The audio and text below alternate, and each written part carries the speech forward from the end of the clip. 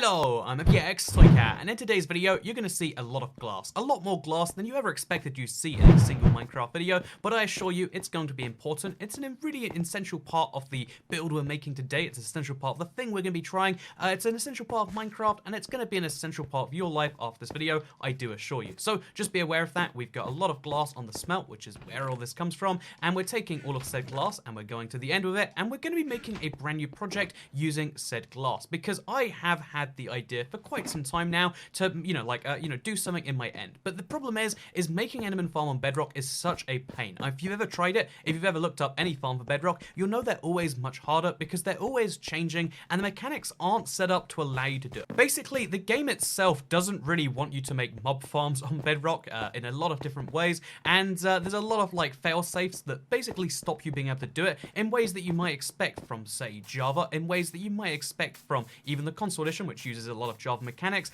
which makes it very tricky if you want to do certain types of farm on the Bedrock edition, which is why in today's video we need a lot of resources. I've got a bunch of stone and prismarine and netherrack. I've got myself a bunch of glass, and we're going to be attempting to make an Enderman farm, something which is really far out my comfort zone. If you don't know, in Minecraft, most of the fun times in the game come from doing things that are something you'd like to do, right? Something you really think is a great idea. But when it comes to things that are outside of that realm, that's when we start to reach the area of things that make me, less easily able to play Minecraft, less easily able to enjoy Minecraft, but that have a much bigger payoff. And that's why most of the videos on this channel, they're focusing on some really silly project, but a really silly project that I like. Take, for example, I built the overworld in my nether. Why did I do it? Because I thought it was a silly project, and I kind of liked it. And it was really fun to do. All of the projects you'll see in the world, even covering the end in glass to some extent, they're useful in their own little ways, but it's mostly I knew I could do it, and I figured I'd have fun doing so.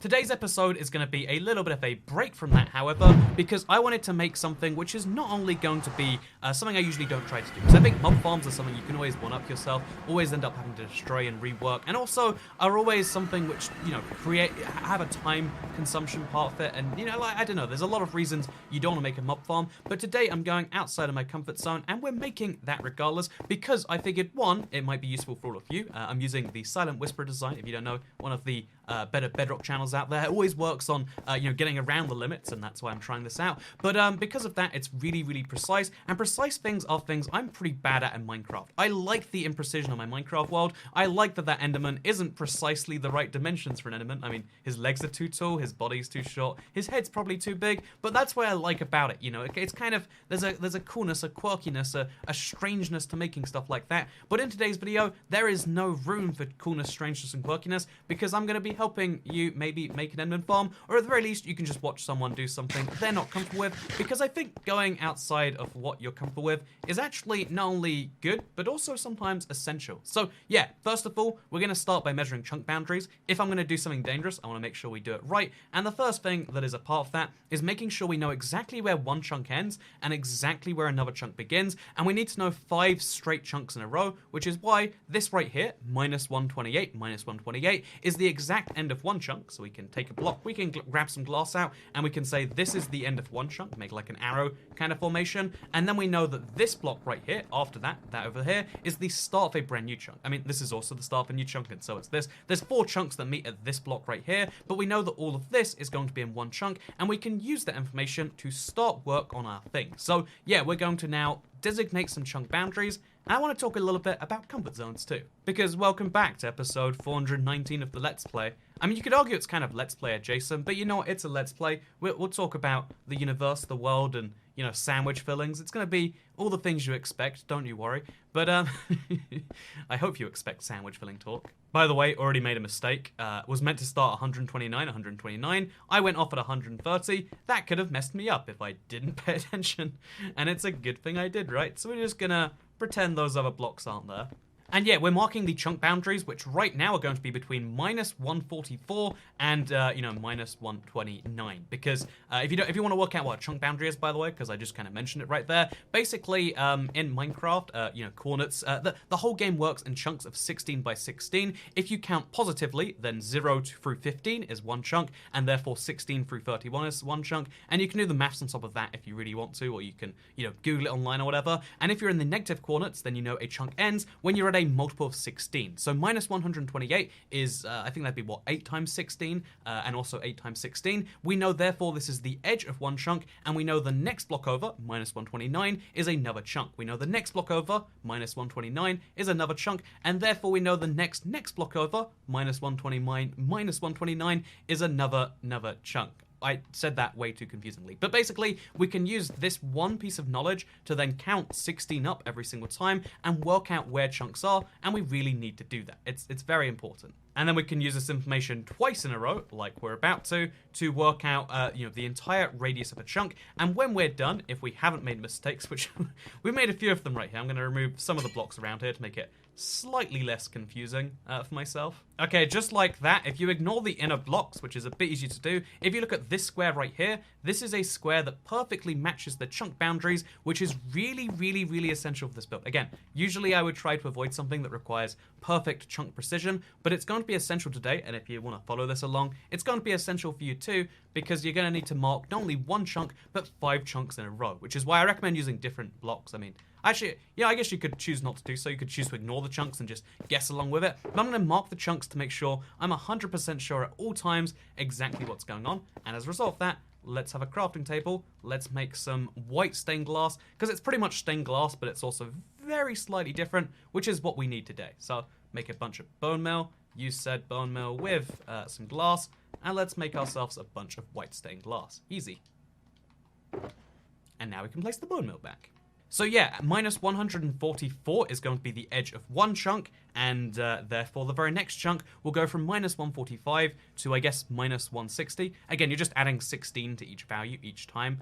And yeah, we're going to make sure we remove these and replace it with white, so we can see very clearly where one chunk ends and another begins. We need that to be absolutely clear for 5 chunks in a row, because to make an Enderman farm on Bedrock, you don't just need one chunk or an area all built together. You need to have at least 5 chunks. You need to have a huge distance between you and the Enderman that are spawning, and a huge distance between the Enderman that are spawning and the place where you kill the Enderman. We're going to have the Enderman be killed all the way over here, but they're going to spawn in way over there, and we need to get them from one place to another, because again, Bedrock really does not want you doing stuff, and you'll see why and how later. But first, chunk boundary time. So now we have another perfect square that goes, like I said, from minus 144 to minus 160 on the z-axis. We're building in one direction right here. You could probably do something diagonally, but like, let's focus on one complex task at a time, shall we? And yeah, hopefully you get the idea. We're building 16 by 16 squares perfectly at a chunk boundary, which is measured from the world origin 0, 0. And if you have coordinates on screen, which you can in Bedrock, it's very easy to follow. And yeah, while we do that, let's talk a little bit about, I guess, comfort, because comfort is the biggest thing that we as humans go for in life. I don't like when people say, like, you need to get out of your comfort zone, because it's like, no, actually, you very much don't need to get out of your comfort zone. There's a reason we invented sofas, right? Because they're comfortable. Oh, you should get out of the sofa, it's too, get off the sofa, it's too comfortable. Well then, don't own a sofa, right? But you notice how every single person on Earth owns a sofa? That's because, actually, comfort zones are a good thing. Actually, there's a reason that we designate a whole a room in our house, Think about how much every single, like square meter or square foot of your house costs, and consider that you have a whole room designated to comfort. Is that something you'd do if the best advice in life was get out of your comfort zone, don't ever be comfortable? No, it would be terrible advice if that's the case, and the reason that you do have that room is because actually comfort is a thing we seek as humans. Comfort's not just a thing we seek as humans, it's a thing we very much need as humans. It's one of the basal desires that we're going for, because being comfortable is pretty darn important. So yeah, I kind of like take issue of umbrage with the phrase like get out of your comfort zone, because I think as a thing by itself, it's pretty silly. But the point that it's raising, the underlying message of like, well, some things are really, really easy, right? Some things are easy to do because they're comfortable, but that doesn't mean they're the right things to do. And by that, I don't, you might be thinking like, oh yeah, the easiest things. But by that, sometimes it means like, oh yeah, everyone has like fallback activities. Everyone has something they go back to when things go bad. To give you an example, everyone has like a comfort game, everyone has a comfort food, everyone has a comfort TV show they watch. I've watched so many shows multiple times through, right? Because it's a good show. You watch it, BoJack Horseman, it's a great one, for example. Or I've gone through before, Community, 3 times maybe. Everyone's watched Friends, several times, right? That's just a fact of our generation. But, it doesn't mean, what that means by that is, sometimes instead of watching Friends for a 7th time, instead of trying to make sure you get every reference this time around. I mean, some shows do get a lot better on the rewatch. Sometimes it's important to find a new show, to find a new game, to find a new food, because, you know, to give it a great example, my favorite food that I will ever eat, statistically speaking, is one I haven't tried yet, because according to, I think it's like the availability paradox, by the time you're about a third through your life, you've probably, you know, you're statistically more likely to have, you know, to have found the best thing than to find it by being out there. I think you can apply that to marriages too. If you're a third of the way, well, it's slightly over a third, I think it's like 35% of your way through life. But if you're 35% of your way through life, you've statistically found your best partner already, and, you know, if you divorced her, that sucks. Again, statistically likely. I mean, obviously, anyone can find love at any age, and it can be the best thing for them. But, like, the thing kind of suggests that, like, there are better things out there for you, and if you are also in the thing where, like, I don't know, you have comfort games, or you have comfort foods, or you have things that you just do as a base activity, it's just kind of sometimes important to say, hey, you don't need to stop doing that. That's a cool thing that you can do forever if you want to, but sometimes it might be better for you if you don't. You might find a new comfort activity in doing something that is currently not. To give you an example, I was terrified of flying the first time I did it, but every time I've done it since then, it's one of my favorite things. I love airports. It's this weird place where everyone's going somewhere, like, you know, strange destinations all around the world. Someone's going to Tel Aviv. What's that all about? Someone's going to New York. Wow, I'm just going to Denmark. Those people have crazy lives. So it's a wacky thing that you can learn to love by doing it. And the Minecraft example we're doing today, and by the way, we have now done 5 chunks. So go us. We've got a thing going. Oh, it might be 6 chunks, actually. We'll assume it's 5 for now. But yeah, we've got 5 chunks perfectly measured out with glass. We know this is the edge of a chunk, and this is the edge of another one. I'm going to triple check everything, because again, it's really important, and then we can move on. So if minus 128 is the edge of the first chunk, and therefore minus 129 is the start of the next one, the start of the next chunk should be minus 145, if I'm not mistaken. The start of the next one should be minus 161, again adding 16 each time. The start of the next one should be minus 177, and then the start of the next one should be 193. If all of those things are true, then we have got ourselves a perfect system. Boom. We now know where 5 chunks are, and we can always reference that because we'll be in the sky from here a lot of the time, but it's a useful thing to have in mind regardless. By the way, I need to, like, make a safe space for me to store my shulker boxes, because I'm terrified I'll, like, break the thing, and then it'll go flying off the edge and it'll be gone forever.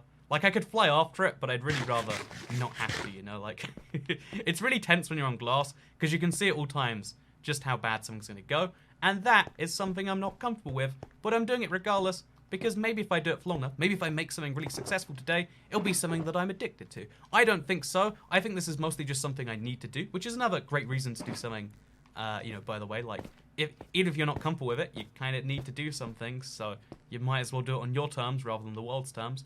But yeah, let's, with that aside, let's do this, shall we? So we're going to, first of all, grab some stone, not some glass. And we're going to have, like, the basis of what's later going to be a killing area kind of over here, just like a few blocks and some stuff. We can work with this later. Just for now, here is a killing area. It also means that because everything else is covered in glass, Endermen are going to spawn here like crazy if I step away from it. So, you know, be aware that's a thing that's going to happen. Perfectly normal, but it's just there to kind of show a point while also achieving a thing. Now we stack up using... Oh, you can use a scaffold. Now we can stack up 17 times. Again, this is according to Silent Whisperer. I guess we're going up a vertical chunk from the previous one, plus an extra block. We go up 17 scaffolds, which I'll confirm right now. So this is the 17th block up, which means we now place on the side of this our nether rack. This entire chunk right here, I think actually we go 1 in from the chunk, but you know, this entire chunk right here is going to be covered in netherrack right now. The reason it's netherrack is so we can set it on fire, and Endermen don't like fire. They also don't like magma, but magma is glitchy in the current version, as again, Mr. Bugmaster does, you know, mention. There's a few things you can use to move Endermen along, and they all have their kind of own downsides, water being one. You know, like, there's lots of different things you can use to move Enderman, but today we're going to use some netherrack. And if this doesn't make any sense to you, just assume I'm talking about, like, I don't know, flavors of sandwich filling. Like, you ever think about why tuna's a thing that goes in sandwiches? Like, tuna's a thing that has a really solid smell, like, really, you know, stenchy smell. And it's like, man, how did that ever become acceptable? Imagine if we had, like, durian sandwiches. Imagine if we had sandwiches that were made of people. We'd be like, that's kind of concerning. But because it's a fish, because it's got omega acids, it's okay. I don't know about that one, world. I think society made an oopsie, if I'm being entirely honest. But yeah, staying on point, here you can see we've now filled the entire chunk. We have to be extra careful to make sure it really is. You can see it's perfectly lined up there with the chunk boundary, and then this is going to be an entire thing. We're later going to light it on fire. It's going to be a whole fun thing, but for now, we're just going to fill it in. It's going to be great. By the way, underrated sandwich filling, but like, I would say salami is one of those meats that's seen as like maybe a cheap cut or something, but maybe it's because I ate it a bunch as a kid. I love salami, especially when you get like the peppers around the outside, and even if it's made from horse or something. Oh, by the way, look, Enderman are spawning in. So even now, even without any real stuff going on, that is going to be very, very, very useful, because look, we've got 3 Endermen on the same block. If we want to kill them, which I mean, I guess eventually we're going to, but if we want to kill those Endermen, we're going to get a lot of experience, because Endermen give you the most experience in the game, which is why they're usually the experience farm of choice for most people, and it's also why making a working Enderman farm is such a big challenge for the Bedrock community. So yeah, now you know. Fun facts of Toy Cat aren't either the craziest. But yeah, salami's definitely a sandwich filling you definitely need to have more of. If you haven't tried salami in your life, get out of your comfort zone and try some salami. Also, on the same kind of note, I would say chorizo, like good chorizo. I don't know, like every time I have chorizo that I buy from the store, it's like way too chewy and it just gets stuck in my mouth. So chorizo's on the list of like bad sandwich fillings that like, oh, it's always thrown in there as like, ooh, don't you know it's Spanish and therefore you should try it, because everyone knows that Spain makes the best thing, and Spain does make some good stuff. But you know, just because you make one good thing doesn't mean you like everything. I mean, you're on YouTube right now, right? Have you watched every one of my videos? No, they all suck. They're awful, right? Like, bad example. Please keep watching my videos. But, like, you know, you only like some of my videos, statistically speaking. If you like all of them, I like you a lot. You're one of the people that keeps my channel actually. Oh god, this is a terrible thing to have Enderman coming after me. I'm just gonna step right back up and pretend this didn't happen. But yeah, if you're one of the people. Oh, did you see that? What is happening right now? Oh, okay. So here's one way to kill Enderman. Not very efficient, but you do get the experience and you do get the pearls. So there's that. Anyway, let's go to the next chunk, shall we? And now we're going to make another platform. Again, the goal here is to have a lot of these. We're trying to move Enderman from one place to another in a very fast, efficient, but also non-killing way. And there's a lot of steps required for that, okay? There's a lot of steps required. And this is why you need those chunk boundaries to be perfectly clear. You can memorize the numbers if you want to, and it's, you know, like maybe that's useful to you. But having like a perfect marker down there of like, don't go past that, to me, that's very useful. To me, that's like a useful thing to have. And it also might add to the overall effect later. Like, we can fill it in if we want to, as long as it's with a transparent block. But, like, we can do stuff with that later, and it should add to the coolness of the farm. Because one of the things about making farms in survival is they always look kind of garbage. Also, we should probably light these things on fire sooner rather than later. Or maybe we shouldn't, and we can just kill Enderman. That'd be nice, wouldn't it? Yeah, look at this. Got me a very, very inefficient, very barely working Enderman farm that only really works because I have all the glass covering my end. But yeah, you can just look at Enderman and then have them come to you, and then you can, oh, it doesn't work properly. But you know, if you ignore the fact that it's manual, it doesn't actually work, and also it took about, you know, what, 20 hours of glass placing to get here. Pretty efficient Enderman farm, I think you'll find. Got me all the way from 19 to 19 and a half. But yeah, for real, what I'm going to do now is I'm going to start lighting up, like, the corners. I think lighting it all at once is probably a bad idea, but if I light the corners at least, then it stops this being a big issue. Also, we could probably do something cool with the lighting, I guess. Okay, this is a really silly thing to like, but I actually really love this like kind of effect, like just 4 little points and then TC. If you want to do art, by the way, I totally recommend. Make a giant plank of netherrack and then light it on fire. Oh, now's a good time to mention, by the way, like, getting all the resources for this video, planning this video ahead of time, took a lot of effort, and I know there's going to be a huge mistake that takes me a long time to fix.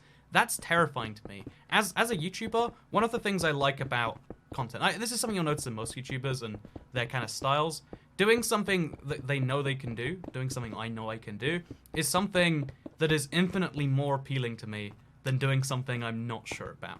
If I really don't know about something, then I really, you know, like if I don't know how it's going to go, if there's uncertainty in this way or that way, a lot of YouTubers can brush it off and be fine with it. But to me, it's like, oh god, this didn't happen the way it is. Is my video even worth making anymore? There's been so many collabs I've had where I'm like, this is just garbage. you know, from like almost from day one, like from step one, where it's just like, this is not good stuff. I'm done with it. I'm out. Because there are so many elements of a video that are just like, you know, outside of your control, and trying to keep at least some of them in your control so you can try and make the best video you can. That's something that's really important to do. And that's why, or that's something that's like important for me as a YouTuber, so I can try and make things that I think people will enjoy, because that's a big part of my job, right? Trying to find the things that you as viewers find enjoyable. Also, I don't think I quite made a square here. I think something went wrong, but apparently I'm wrong. Oh no, we're good. It's been a mistake. I don't know how I made such a huge mistake, but there's just a bunch of blocks missing on this side, which led to that being a thing. So yeah, easy to make mistakes, even when you're guiding yourself, which is why I recommend doing this if you want to be extra certain. Oh, flying through the end just does not make me feel good.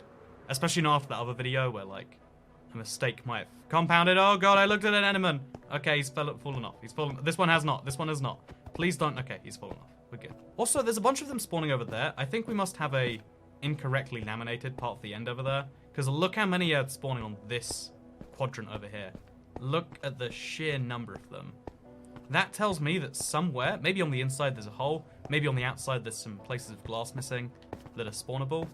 But yeah, we might have to try and fix this, because it's going to mess with the spawn count eventually. And like, it's the one thing we deliberately went very far out of our way to do. So yeah, we'll work out what the gaps are later. It'll be fun. Oh, now's a bad time to mention it, but I think I'm going to run out of Netherrack midway through this, so there's a fun thing.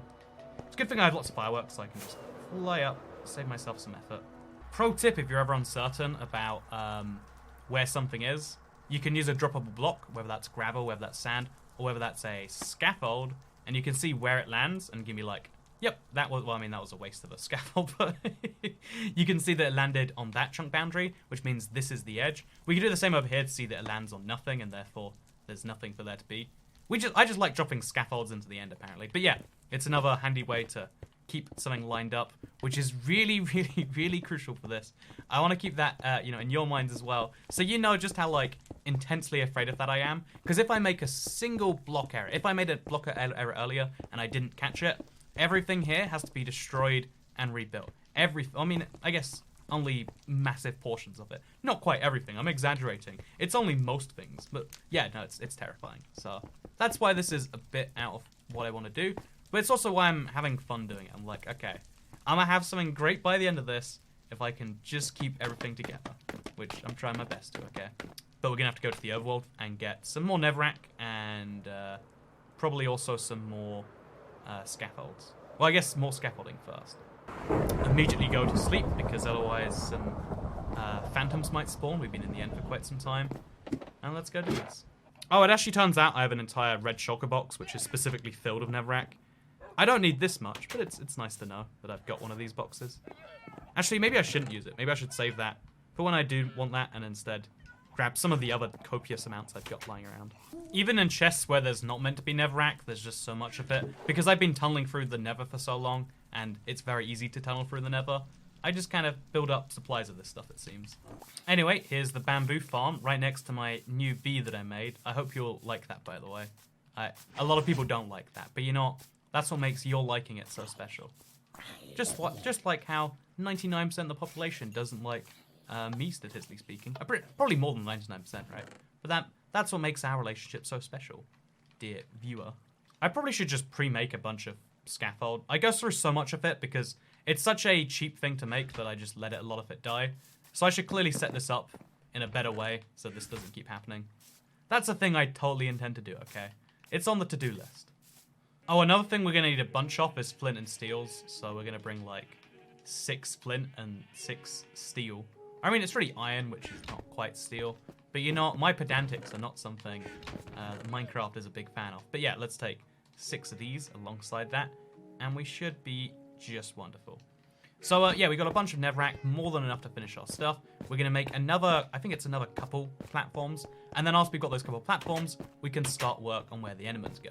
Oh, by the way, this is like a whole new style of Let's Play. I know it's been going for a little while now, But this episode, I think, is going to be particularly heavy on it because we're focusing on a big project that has like a big will it fail or will it won't stance. I'm genuinely terrified that it will, by the way, but you know, that's fine. I'll leave it in the episode so you all can see my failures and laugh at like, haha, you made one math error here and it ruined your entire hour. But that's the terrifying but also kind of fun bit about it. But in case you're curious about what gets cut in these compared to the old Let's Plays, a lot of it in this episode in particular is travel time. Like, I have to travel from the end to the overworld, then use the overworld to the nether, back to the overworld to get back to the end. And it's the fastest way of doing things, but also there's a lot of dimension screens that I don't think are great content. It's the funny thing about YouTube is working out what to cut and what not to is really, really hard because the thing I care about more than anything else, the value that I like in YouTube is that it is an authentic platform. Some people have no cares about that. They're like, haha, I can use the fact that it looks like it's an authentic platform to trick people with my lies, with my fake drama, with my fake whatever else. And there's a lot of YouTubers that make big profits doing said thing. But I always thought, like, yeah, why not use this as a platform to actually, show you how it really is, whether that means how this video game is, or whether that means, what's actually going on in my life, you know? Like, I might talk a mean game about salami, but really, you know, a mean game about chorizo, or a mean game about tuna. But even though tuna has the stench that it does, I still do love tuna, you know? I'll be the first to admit that. I won't have a feud with tuna where, we fake it so that we both get more album sales or whatever. I assure you, me and tuna are not collabing on this video. At least, I mean, to the best of my knowledge. If anyone out there runs a tuna company, and you think you could get some good IVX toy cat advertising, do let me know. Although, actually, that brings us back to the topic, I guess, one of the eternal topics on the channel. Off, I guess, not eternal topics, but ones that come up recently, off sponsorships and stuff, right? We got more counting to do here, by the way. Do you want to hear counting? Yeah, let's go for it. I'm going to count to 10. 1, 2, 3, 4, 5, 6, 7, 8, 9, 10. If I counted that wrong, everything's screwed again. Actually, there's an easy way to check. You just check your coordinates. If you're at Y109 here, down there should be 92. If that's correct, then we're good. That is correct, and therefore we're good. Wow. See? Double checking things. It's important. Although it's the thing I hate the most about so many things. Like, in school, even if it was the most valuable exam that was literally going to decide my future, I was still like, do I have to double check it? And they'd just be like, you really should. And it's like, but do you have to? It's like, I guess I can't enforce it. So the answer is a no. Heck yeah. Like, I really hated checking things because it's doing the same thing you've already done. Which is funny because Minecraft is a game where I love, more than anything else, doing the same thing I've already done, right? Like, the comfort zone that I was just describing from all my other videos is something I've already done, doing it again, but bigger, but better this time, but something like that. I think we might have made a mistake. I'm going to quickly confirm with a scaffold. Nope, we're good. Okay, see? Look how handy that is. If I think I make a mistake, there's always something to check. But, I honestly do think that, doing something that you really didn't want to do is, it can be painful, but it can be useful. Doing something you really didn't want to do and didn't enjoy again is, that's what I often try to avoid. I think, actually, a lot of things deserve, 2, 3, maybe 4 tries, depending on the actual intensity of the dislike. But when you're, forced to do something again and again and again, I think that's one of the, existential horrors in my mind that keeps me up at night. Like, what if there was a world where I lose my freedom, my ability to say no to awful things like that? And it's, it's a very real world that can exist. It's there are a lot, the worst torture that, I think anyone can have inflicted on them is probably inflicted by the brain itself. This is why, so most of the worst torture methods, I forget what it's called. There's it's the Chinese water tap or something method. Again, I don't know. It's not called the Chinese water tap. It's got a funny name. But, all you have to do is drip water on someone's head. Drip, drip, drip, drip on a somewhat consistent basis, but not on a regular enough basis they can work it out. And they'll go crazy. Because being inside your own head, not being able to turn off in that way is horrific. I still think that the best idea for a horror movie, or the best idea for a horror attraction, like a horror house, is leave people alone with their own thoughts, make them feel like they're in some, big community that they don't really know so well. Hey, make them interact with strangers. That right there, that would be, you know, like a personal version of horror hell or whatever, right? Like, oh no, these people I have no idea about, we're going to have to talk about the weather and sports and, oh no, not even real subjects. Oh, I'm gonna have to, you know, you have to tell each other one embarrassing fact, you know, like stuff like that. You can make a real horror thing from things inside your own head, I feel like. Also, I guess we made a mistake there because an Enderman spawned. I mean, yeah, it's not the most efficient way to light a square, is it? We should probably light some more. Oh god, okay. I also have to make sure I leave away the scaffolding for now. But whatever, it's fine. Being on fire is perfectly fine. But, yeah, no, I really think, like, so many of the worst fears come from your own head. That's why I've had this idea for a really long time. Like, it was one, again, I actually came up with at the haunted thing I was talking about recently, of, like, mundane horror, like, small things in your day that are so much more horrifying than a jump scare in a movie. Like, you know, oh no, what if, you know, like, you know, so you tell a joke you think is really funny, and then, like, people don't hear it, and then you tell the joke again, and then also no one hears it. So you say it really loud the third time, and then, you know, someone says, we know, we heard you.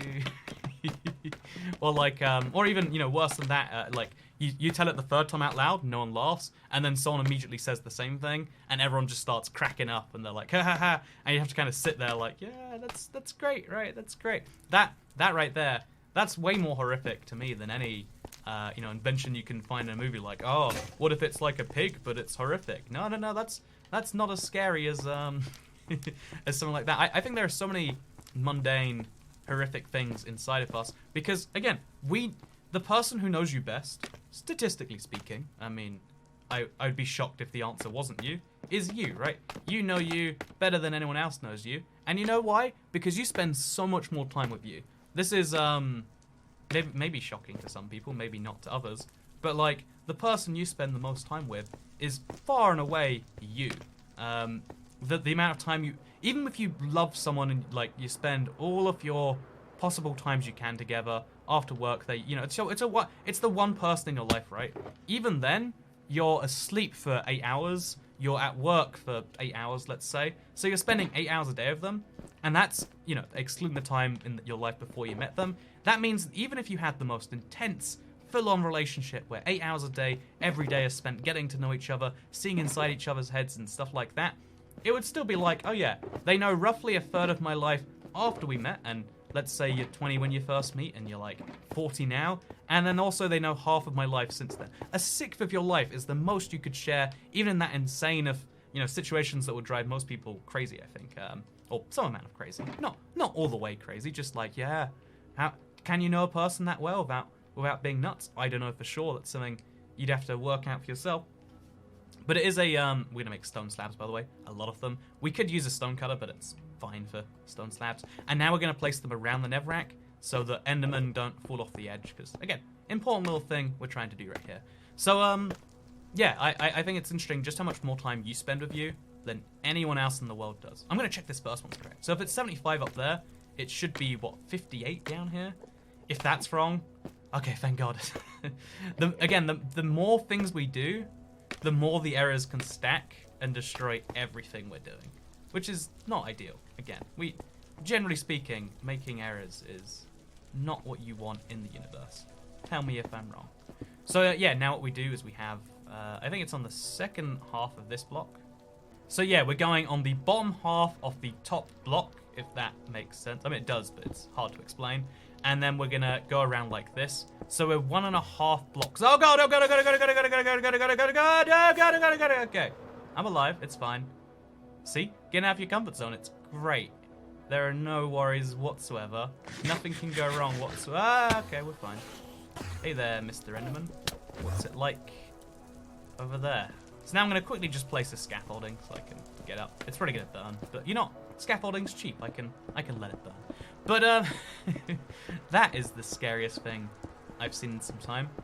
But yeah, I don't know. It's like it's always worth remembering that there are so many things inside of you that you take for given that other people don't. That sometimes, you know, sometimes you should express, sometimes you don't. I don't know where you want to draw the line for yourself. But yeah, I don't know. Like one of the, maybe it's a fantasy, maybe it's a crazy world, maybe they. Okay, why? Okay. It's cool. It's cool. I gotta just stop this being a problem, by the way. This is really, really, really quite scary to me. Or maybe I should just do it from the inside, where I'm not, like, on a ledge the whole time. That's also probably a good idea. Oh no, my scaffolding burnt down. It's fine. I'll just fly up. It's genuinely easier to me than making some more stuff. Let's do this. Let's make some more of these. So, 2 stacks up. 1, 2. And on the second block, the second block, bottom half, just like that. And we're doing this over and over again. An Enderman just spawned. Wait, what are we doing so wrong here? We'll light up the whole things later. Like, once we've got these things done, especially, we can do that. But again, for now, we're trying to just make sure everything works. I'm going to do this from the inside, because it's way less scary that way. Okay, so, staying on track. You can see, by the way, the point about, like, unpredictedness and how, like, that threw off whatever I was saying. And if you were enjoying what I was saying, then you could argue that made the video some amount worse, right? Like, oh god, we're on fire. I probably should have done this as I was going. You know what? You live, you learn, you make mistakes, and you learn from them. But, yeah, like, you could argue the video was made some amount worse, and therefore I could argue, like, why would I do things that lead to stuff like that? If I want to make some deep point about how normal really get you as much as you get you, and that's okay, that's something you should expect and try to work around. If I'm gonna... Okay, we're gonna just work from here and then destroy that. But, yeah, like, if that point is lessened, then that's a key point that maybe some people enjoy from the videos. It seems to have grown over the years that a lot of people do like just caring about the things that hit my mind and the curiosities inside me. But, you know, like, if that's a valuable point in the video and I'm removing some of that value, isn't that kind of a problem, you know? And, yeah, you can go down a rabbit hole really fast, and that's why this video is kind of out of my comfort zone. I'm doing a lot of stuff that I really don't quite know how it works, and I'm just kind of hoping for the best. And it's a scary world, but it's the one I live in. I'm realizing now one of the best reasons that this is a bad idea to do it as I go along is it's harder to, like, follow the boundaries of the thing down below. I'm hoping this is turning out okay, but I'm going to need a lot of blocks to confirm that. So, first of all, scaffolding sideways. Oh god, that's scary. That goes off the edge. We've gone a block too far. See, easy to miss, but scaffolding's so useful because it's literally a throwaway block that can save you hours of time. That, you know, without it, or like even if it's just a minute of time. Isn't it nice that this one block can do so much for you? Such a cool Minecraft addition. It proves wrong the cynical part of my brain that was like, who even needs that?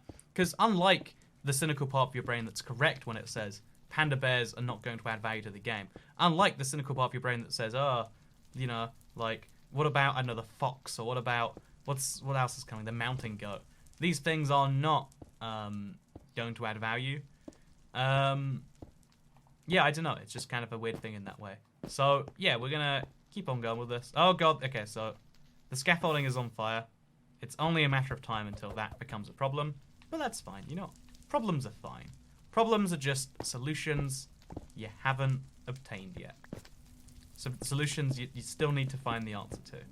Wait, they're just solutions without answers. Yeah, no, I'm going to get there eventually. There is a... It's a perfect explanation for this. But yeah, I mean, getting outside of your comfort zone is really important. I'm going to talk about it a bunch. Not only in terms of Minecraft builds, not in terms of, you know, in my case, Minecraft videos. But, I don't know, I really like skiing. It's one of my, I guess, hobbies. I'm going to do it somewhat soon in a faraway part of the world. Probably in North America, maybe Canada, maybe America. We'll see which region or part of the world that lands on. But, yeah, so, like, skiing's a thing I like. I don't even know why it came up. It just kind of is a thing that I've learned over my life so far, or in my adult life, that I really enjoy. It's not something I could do as a child for obvious finance reasons. It's a really cool thing about being a single adult is that skiing is wildly expensive for a family. For a single person, though, it's like, it's a fun activity, you know? Like, it scales really well or badly with people, and therefore scales well for single people. There's a lot of activities in the world. You don't care about this, but I'm telling you anyway. My Let's Play, I'll talk about pastrami all I like. By the way, pastrami, just as good as salami. If it rhymes with salami, it's probably good. Can't think of many things that rhyme with salami that aren't worth checking out. But, no, yeah, so skiing's a thing I learned I like. The costs scale really well. A lot of things when you're traveling don't scale. Like, I don't know, like a hotel room. If there was 2 of me, or, you know, if if I had a long-term significant other I spent 8 hours a day with for the last 20 years, you know, we could split the hotel room cost and it would be half as much. Wouldn't that be nice? But, you know, like, by traveling by myself, I get the same hotel room, but I pay double the price per person because it doesn't scale. However, skiing perfectly scales. Like, a lot of places are cheaper for one person, you know, hotel rooms and such. And then on top of that, which is already a nice perk, I would say. On top of that, you know, like some places being cheaper. Also, you only pay for one pass, one set of ski equipment, etc., etc., etc. And it becomes like not cheap, but way cheaper than most people can do. And it means I get to do like a really cool hobby for, you know, less than people usually expect. And the reason I bring up all of that is because recently I've been seeing a ski instructor. And you might be thinking like, ooh, you got some dude who tells you stuff, maybe some girl, you know. You know, ladies in ski jackets, it works sometimes. But you might be thinking like, ooh, you get some dude or some skiing girl or some person of skiing interest who tells you stuff. But the way it actually works is like, I could do that. I could pay a certain amount every week, basically pay someone else's wage, or I can show up and there's a dude who's like there every week and oh god, and gonna stay on track. Don't worry. And there's a dude every week who'll just teach everyone. So I basically had to learn as part of a group of people that like doesn't match me in the slightest. There's a guy there. Can I rant about this? You know, I can. My channel. Let's talk about pastrami and let's talk about this weird dude that like he has such a like what's the polite way to put it? RBF. Google what that is if you wanna know what mildly impolite thing I just called this not old man, like he's maybe in his 50s or something, or maybe 40s, but like I don't know why he has this like angry face to everyone, but as soon as he starts talking to anyone else in the group or the instructor, he's got this like super friendly smile he puts on. He looks so happy. Not to me though. He just seems angry at my existence. I don't know why. Is it because I'm young? Is it because, you know, my name's Andrew? Is it like I'm not wearing the right ski stuff? Does he not what does he not like about me? I don't know for sure. But like, yeah, I have to deal with this one person as well as a bunch of people that like aren't in my usual group of associates. Like, you know, we don't share an interest besides skiing. And like, is skiing really even an interest, or is that just a thing you do to fill? You know, like my point is that I have to talk to a lot of people. I even had to like synchronize ski recently, like where so like I had to synchronize what I was doing, like my turns, with someone else, and they were really bad at guiding it. So I was like, okay, I'll take the leads on this one. Let's do it. And I had to be like left, right, etc., etc. I'm sure you understand what comes after left, right. By the way, these squares are not lining up with up here, so something has gone horribly wrong, and I have no clue what, and I really don't like to think about it. So this is minus 192. This is one block too far back. That's what that is, I think. We just remove this, and then we should be good. See, that's the thing. This should land on the block above there. Yeah, so that's what's happened there. And then hopefully that means that we go one more block further this way to minus 207. Yeah, what has gone wrong here? Why is... See, some mistake... Oh, yeah, I did make a mistake. Look, it's not a square. It's a rectangle. You see that? Easy mistake to make, but one that can destroy my life. So what is 193? Is that? Is this the right width even? Like, I don't even know what's happened here. I think this might not be the right width. Oh, it's one block too wide. So many... You see that? Cascading errors is a real problem. So we remove all of this block here. Because this... Oh no, we want it to land on the glass. And it does land on the glass. So we do put this back. My bad. Oops. Pretend we didn't have that whole segment just then. Yeah, minus 129 on one side and minus 144 on the other side. We have both of those. Yeah, we're good. And then this just goes to whatever the actual chunk boundary is, which would be 193 to 207. No, 209. So we go all the way to minus 209. And this should be the end of this. So now if we diagonally measure across using... Again, a really easy way to check if something's a square is just to make a diagonal line across it. And if it works, it's a square. What an easy thing. Oh god, something's gone really, really horrifically wrong here.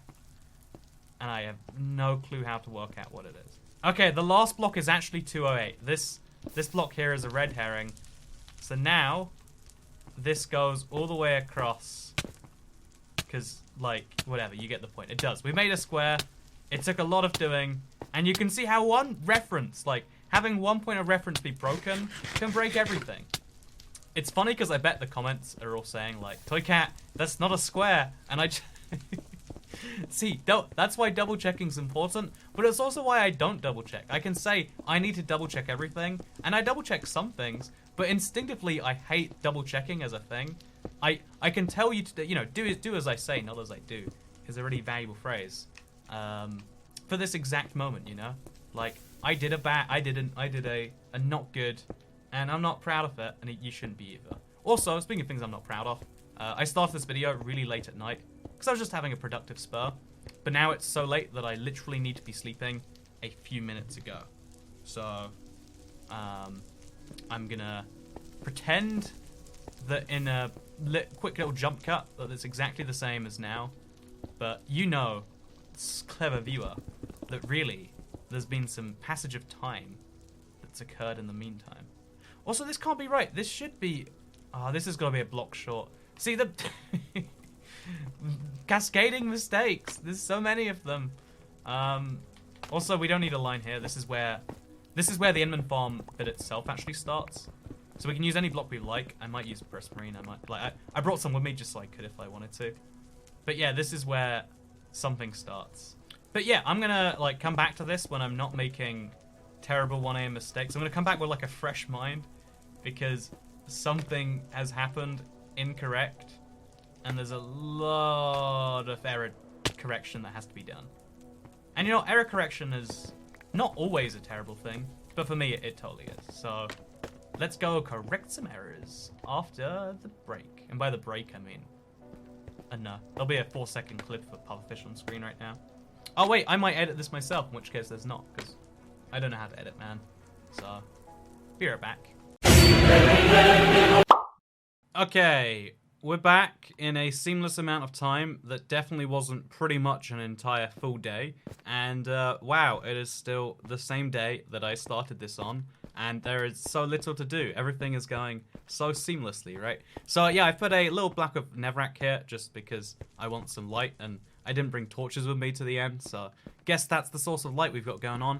And yeah, also I've done a lot of the stone slabbing around. You might see it in some background gameplay at some point. But for now, what we have to do is we've got to work on the, I believe it's called the kill chamber, the area where things go to die. So I have to be very careful about how I do this, and I'm going to make sure I'm extra careful.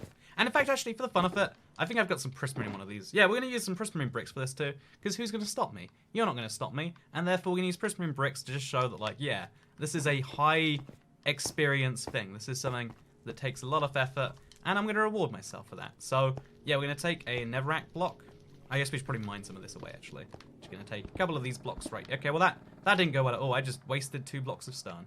And yeah, we're going to stack down a couple of blocks down to here, I want to say. I'm so terrified that I'm going to make a huge mistake and I'm just going to die. But yeah, we need to have some rails going down here.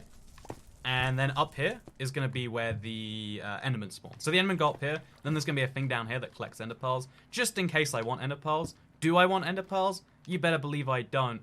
But yeah, it's a thing we've got to do at some point. If you noticed, by the way, I went to the overworld. I got some rails, I got some redstone, all the stuff that I'll probably need to do what I'm trying to do right here.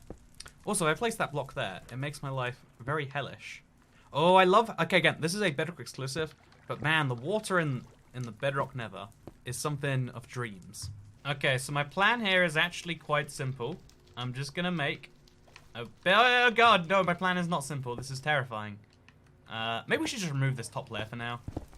Maybe we should just do that for a bit until we've placed all of the prismarine blocks, and then maybe we can deal with that again later. So this is where all the rails are going to go. It's going to go to about 3 blocks to the end this way, so 1 more block there, and then there's going to be something in the ceiling here. Again, I'm really kind of winging a lot of this, so please bear with me right there. So that's going to go up to there, and then we're going to have like a 3 by something wide track here, and it's going to go till about here. Then we're going to scoop up the water, because that's getting very nerve-wracking to me. We're going to have another prismarine block here. That's going to, again, it's going to have levers on. It's going to do some magic stuff. And then the rest of this now needs to be reworked, because I think there's going to be some hoppers in the center. We have to work out what our center is going to be, and we have to place a bunch of hoppers, placing towards some barrels, which I'll place over there. We could probably use double chests again. In the silent design, there are double chests. But I have barrels all the time. So, you know, guess we're using barrels instead. And then we remove a bunch of these so that it faces the barrel correctly. So we have a hopper here, here, here. Why did I place the prismarine if I know I'm just going to remove it and place some hoppers instead? I don't know. I guess I have some serious problems in that regard. But hopper here, hopper here, hopper here, hopper here, and hopper here. And now what we can do is we can have some rails going on top of this. And if we have a minecart of a hopper going around, it can collect all of the stuff we want it to collect. And then we can do all the magic stuff. It's going to be nice. So, yeah, we need a bunch of powered rails and not so many regular rails. And boom. It's really complex following stuff like this because you need to have it, like, be really precise in a way that doesn't even necessarily make sense, but it's just how things are, I guess. And yeah, you know, speaking of precision where it doesn't even really matter, this is one of those things that makes you appreciate the rest of Minecraft so much. Like, I'm going to be honest, the reason that it's so such later in today than it probably should be is because so much of me is just like, oh no, please don't make me do more of this. Please, sir, I would not like... Please do not force. Oh god, what did I just do? And it's super nerve-wracking being in the end too. No, this isn't just again, like, it's a build that I would rather not be making on some level, but I'm also doing it under extreme circumstances. And I really want to know, will I finish this being like, oh yeah, I should have done that. I'm so glad it makes experience farming so much easier. I can do so many cool video things. Or will I finish this and be like, no, I regret doing that even now. It's something that I genuinely am curious to know the answer to. Anyway, we've placed all of our stuff down. I don't have a minecart with me, but I do have some end chests because for some reason I just have end chests. And that's going to go on my little stack over here, which, again, it's actually a risk with mob spawning on any of this stuff, but we'll deal with that later. I think the end chest has a little bit of light, so there we go. Now we grab a minecart, we grab a hopper, and what we can do is we can combine the two together. Wow, look how amazing that is. And we can have a minecart, a hopper that should just magically do all its stuff. So if we grab some redstone torches, a lot of people like levers for this, but again, I'm a redstone torch guy. Although I don't know how to place redstone torches. So, I'm not a redstone torch guy, apparently. I've changed my mind. I'm now officially a lever guy, I guess. But yeah, we placed that. Yeah, I'm going to place levers. You know, I've decided redstone torches don't get me in the way I want to be gone. Don't we all just want to be gone in the right way? Isn't that what life is to some extent? I would say yes. Some would say, Toy Cat, you're a crazy rambling man. And someone's got to stop you. But that's fine too. So a lever has cobblestone, which is the worst requirement. I hate that, by the way. Why does a lever need cobblestone? Who decided that's a thing that made sense? Hey, I have a cobblestone. Okay, I'm not so angry anymore. So now we can make a lever, and we'll see what that does for us. So we placed it just over... We'll place one over here, actually, just to be simple. Oh, I can't... I'm going to have to remove this block so I can place a lever, which we can then activate. Hey, look at that. One of the things turned on. What about the other ones? I guess we can place levers underneath it. Or redstone torches way underneath it. Yeah, that might be the best option, actually. I do have redstone torches anyway. Oh, God, no. I don't have redstone torches anyway. You can see, again, mistakes can stack up real fast if you don't pay attention. And I don't know if that's a message that you should pay attention, or if just the universe is messed up and you should deal with it. But one of those two things is definitely true. Oh god. Okay. I'm staying in the... Oh god, oh god. Okay, this is nerve-wracking on a level I don't really want to be involved with. But just like that, more redstone. And then some over here too, maybe? Oh, just like that. And now we just need to do the last few things over there. And we're wonderful. So... I don't know how we're going to get over there, actually. That's a big question. I have to... Well, I guess we'll just go from the other side, right? Yeah, that's the easy solution. Oh, God. Okay, so somehow... I always forget. It's one of the wackiest features. For some reason, you can place water on rails in Bedrock. Why is this a feature? I mean, like... I guess it's nice, but I just don't know when this is ever going to come up, you know? But yeah, I want to place it there. And then I guess we'll remove this block for now. Again, we can put them back later. But now we place another block here. And a redstone torch. And look at that. We basically did it. Except these blocks. But they don't count, okay? So, if we just power these on somehow. Yeah, somehow. Guess we're gonna make another redstone torch, eh? We have one more of these we physically can make. And as long as we place it right, everything is gonna be okay. Every single thing. So just 1, 2, 3, and then, oh, gosh. Hey, look at that. Toycat is basically a redstone master. People always ask why I don't like redstone, and it's just, I mean, like, it's a skill set that I clearly don't even claim to have. So, oh no, there's this block too. Why, do I need another lever? Can I make another lever? I guess we can if we break a stone block. So yeah, this, honestly, the reason I don't recall a lot of these things is because they can get really fast, really confusing. But this video keeps going on despite those facts. So here we go. Look at that. We did it. We made a thing happen. And we didn't even have to get more redstone resources. And now we place that there. And it should, I say should. Yeah, it just bounces. Perfect. Don't know why it just bounces. But that's not my issue anymore, okay? My issue now is I replace the ceiling. Maybe I should use half slabs, actually. I'm not sure how this works. Anyway, we're going to replace the ceiling, just over here. We're going to use half slabs because apparently that's our thing. You know, I'll just use top half slabs. That probably doesn't ruin everything. I hope. And then look at this. We got ourselves an Enderman platform. So this is the place the Enderman will eventually go, and then I can kill the Enderman, and then they can have bad things happen to them. But you might be thinking, like, wait a minute, Toycat, I see the fatal flaw in this plan. If the Enderman teleport here, they need to be locked in a box. And I agree, you know, lock everyone in a box. That is my official policy when I become president. And, yeah, if we're going to lock things in boxes. Actually, can you make prismarine bricks fences now? I think we need some fences, and we cannot make those. Can you make stone fences? We have to make a fence out of something. We'll try stone. Are there really no stone fences, smooth stone fences in the big stair update? That's sad. I mean, I just want to play around with some new fences, you know? We could make a stone cutter and try that way, maybe? I doubt it's going to be in the stone cutter, but not by default, right? So we need to go get a block that we can make fences out of. Or walls, or whatever. And then we need to come back here with it. Why can't you make prismarine walls? That's sad. That is a failure in game design, if you ask me. But yeah, then what we're going to do is we're going to take some of this, our beautiful glass, and some of this, I guess like 8 of this. And we're going to make some big walls to indicate this is the kill zone. Because you take 8 red dye, you take 8 blocks of glass, and you can make yourself a bunch of this. So this is going to be some stained glass, because I want to have this be clear, this be where the Endermen die, yo. And the way we make that clear, so let's just place a block there. And then we can kind of stack up from it. And we make some big walls on most of the sides. Actually, just, I think, all the sides. And then on some of these sides, again, it gets more and more complex as we go here. On some of these sides, we then have some trapdoors. And the idea of the trapdoors is they stop Endermen from getting too close to you. It's weird, okay? I don't understand everything in the world ever. But you want to, like, you don't want Enderman to hit you. Fun fact, that's a good life pro tip in general. You don't want anyone to hit you. But you especially don't want Enderman to hit you. So this is a good way to prevent that. You have a little box just like this. Perfectly used up the things, by the way, besides 2. But you know, 2 is basically the same as perfect. Then we take some of our oak logs, let's say like 24, 12, whatever, one of the 2. And we make ourselves a bunch of trapdoors. So we can make 5 of that. And then we can make a bunch more.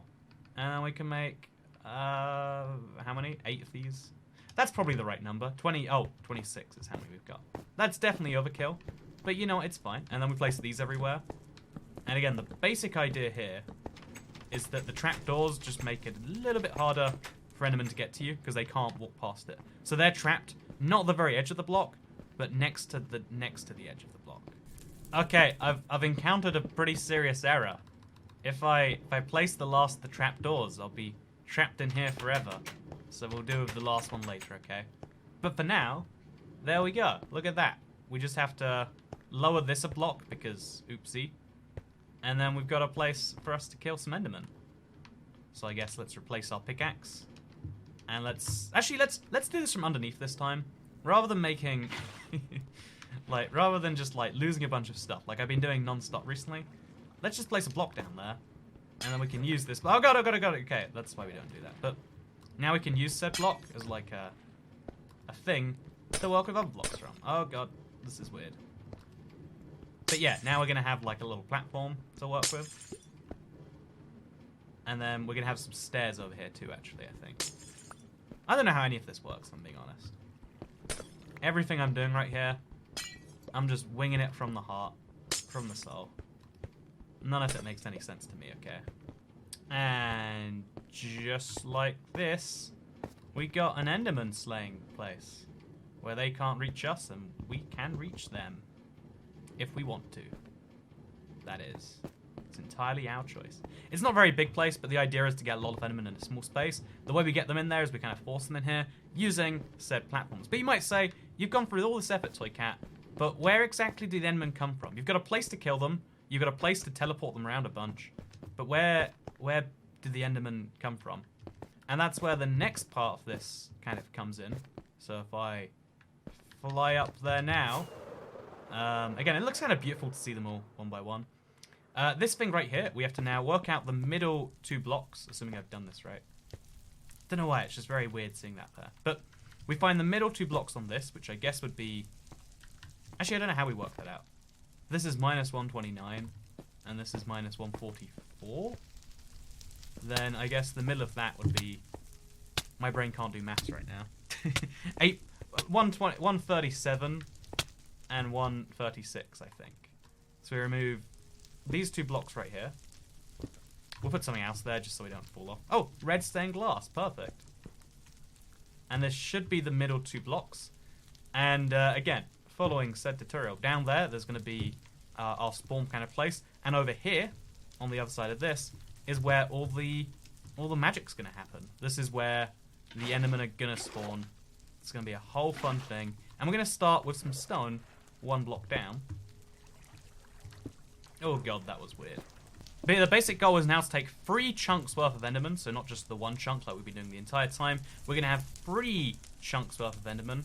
Crazy world we live in, I know. And yeah, we're going to do some magic stuff with them that basically involves using water to teleport them. But first, we need to have a big platform for them to want to spawn on. This is going to be the one platform in the entire end, or at least within 1,000 blocks. But before you reach the end island, this is going to be the one platform where we can actually, that's actually not lit up. It's going to be dark, and therefore, when Endermen want to spawn, it's going to be their only choice for where they can spawn. They have to spawn on this giant island made of stone that we're going to work on now. But yeah, there's totally something beautiful about the end, right? And it's just lack of anything that exists here. Like, Minecraft is a game that very much exists with a world that you alter and you change, etc. By the way, Enderman already spawning in. But Minecraft is very much a game that exists under those parameters, right? But the end changes all of that. The end says, here's one big chunk of land, and although there's other chunks later, otherwise it's a blank space to do what you want with if you want to. And most people don't take advantage of that opportunity, and it's very creepy and it's awful to play in survival for a lot of reasons. But, like, it is something that I think does offer a real opportunity to do something different, something unique, something that isn't bound by normal rules. And for a lot of people, that's not going to be the best thing. But I like that it's an option regardless. I also am very concerned I'm just going to fall off any second. Which, you know, that's a concern we will have in the real world too, right? Like, aren't we all really scared that we're just going to fall off the wagon? I believe that's a saying that people say. Because the truth is we're always on an endless pathway forwards, right? We always want to be going on to, you know, what we perceive to be the next thing. But sometimes it's hard to know if the next thing is just more of the current thing. Like, there comes a point in most people's life where that becomes the case. And some people fight it, some people like it. But what if the next thing is never the current thing? What if is that a good thing or is that a bad thing? You know, should that haunt you or should that not? Also, how is this, like, what is happening here? How is this how water flows? I don't understand in the slightest. But yeah, there's a lot of weird things that happen. Okay, this is Minecraft Bedrock. We're not playing any simple version of Minecraft here. No siree. So by the way, we're going to have these things go around the edge of this too. Again, same logic. We want water not to escape. We want Enderman not to escape. And we're going to do both things at the same time. Kill 2 birds with 1 stone, if you will. And yeah, the way we're going to do that is with a bunch of these blocks. We're going to leave that one in there too, because you know what? Beauty... People always think beauty is perfection. I think imperfections are where you find beauty sometimes. This is like a really silly thing to say. Oh, look at all those Endermen. You see, by the way, do you see my point already? Look how many are spawning. It's the one dark place in my end. And we've already achieved... So they're already setting themselves on fire because they teleport around. I don't know why you looked at me. I haven't done anything to offend you, friend. This is not on me. But yeah, you can see how you can hurt them a little bit. We can also just kill them, honestly. Like, again, this is a fairly effective point already. If I have this many Endermen in such a short area, such a small area, in such a limited area, but I have so many Endermen in such a small place anyway. I already can just like stand away, come back here, and look at that. We got a bunch of Endermen to kill. It's not gonna be very efficient, but we... Oh man, okay. It's gonna be very much the opposite of efficient. But we can do it, and just like this, you can see how nice this is. And because all of our armor has mending on anyway, it costs us food to do it this way. But if you want to go 2-dimensional, you can ignore everything else I've said here, and just torch up your end, punch Enderman with a sword. Or, I guess, slice them with a sword. Whatever, either way, you can see. Oh, well actually, maybe we can make this happen. Maybe we can start to see how they're going to teleport down the islands, right? Did he teleport down there? Yeah, he did. Oh, you see that? He's already gone all the way down there. We saw the red thing. That is the beauty in what we're doing. And this isn't even fully lit up yet, so that's really, really nice. In fact, actually, I'm going to try and fully light up a lot of this, like the corners in particular. But yeah, we've got an Enderman spawning place already. You can see the beauty in how it's working without even having to go to the next level, which we're going to do, of course, off making it actually functional. Oh god, that's a scary jump. In case you're curious, by the way, I brought a lot of stone with me to the end, knowing this would come up, and I'm glad I did. Although I'm also very terrified of doing the runs back down here to get it. But such is life. Oh, we've got 52 stone. Okay. Was just bragged about how much stone I brought. It is not enough stone. So we're gonna have to go get some more stone from somewhere. I guess we're gonna have to go for another run, because making a project like this requires a lot of resources. You can double check, you can triple check it like you're Santa or something, or you can live a way better life where you have no clue what's happening until it happens. And that is the option I've decided to go with. But yeah, we've got a lot of block placing to do, and really we've got a lot of end beauty contemplation to do, which is definitely the bigger part of what we're doing today. So just so we've got the outline filled in. I find, by the way, if you're ever trying to do something and like you want to focus heavily first so you can make it easier later, always do like an outline for you to fill in later. It's kind of like how as a kid it was easier to fill in coloring books than to draw things yourself. I still can't draw things, by the way. You know, I'm not an artist, and you know, it's there's a lesson to be had from this, I think. And maybe you know what it is, maybe you don't. But either way, look how beautiful it is. We've got an Enderman spawning farm already, even if it's one that we can't do much with. Oh, also, I think we should do now, actually, just while we're here. Let's, like, put prismarine blocks over in the corner. Man, okay, wait, let's use the stone slabs first. So, stop the water falling over the edge. Get, like, some of this locked in now. And then we can place stone slabs.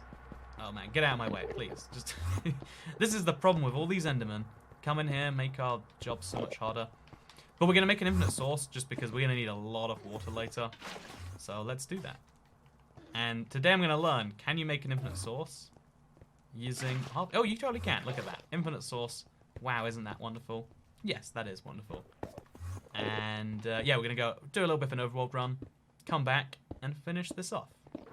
Oh no, I don't know how this happened, but somehow the water is just going to remain there, it seems. Or maybe it just hasn't loaded in or something. I choose to believe that second one, because it hurts me less.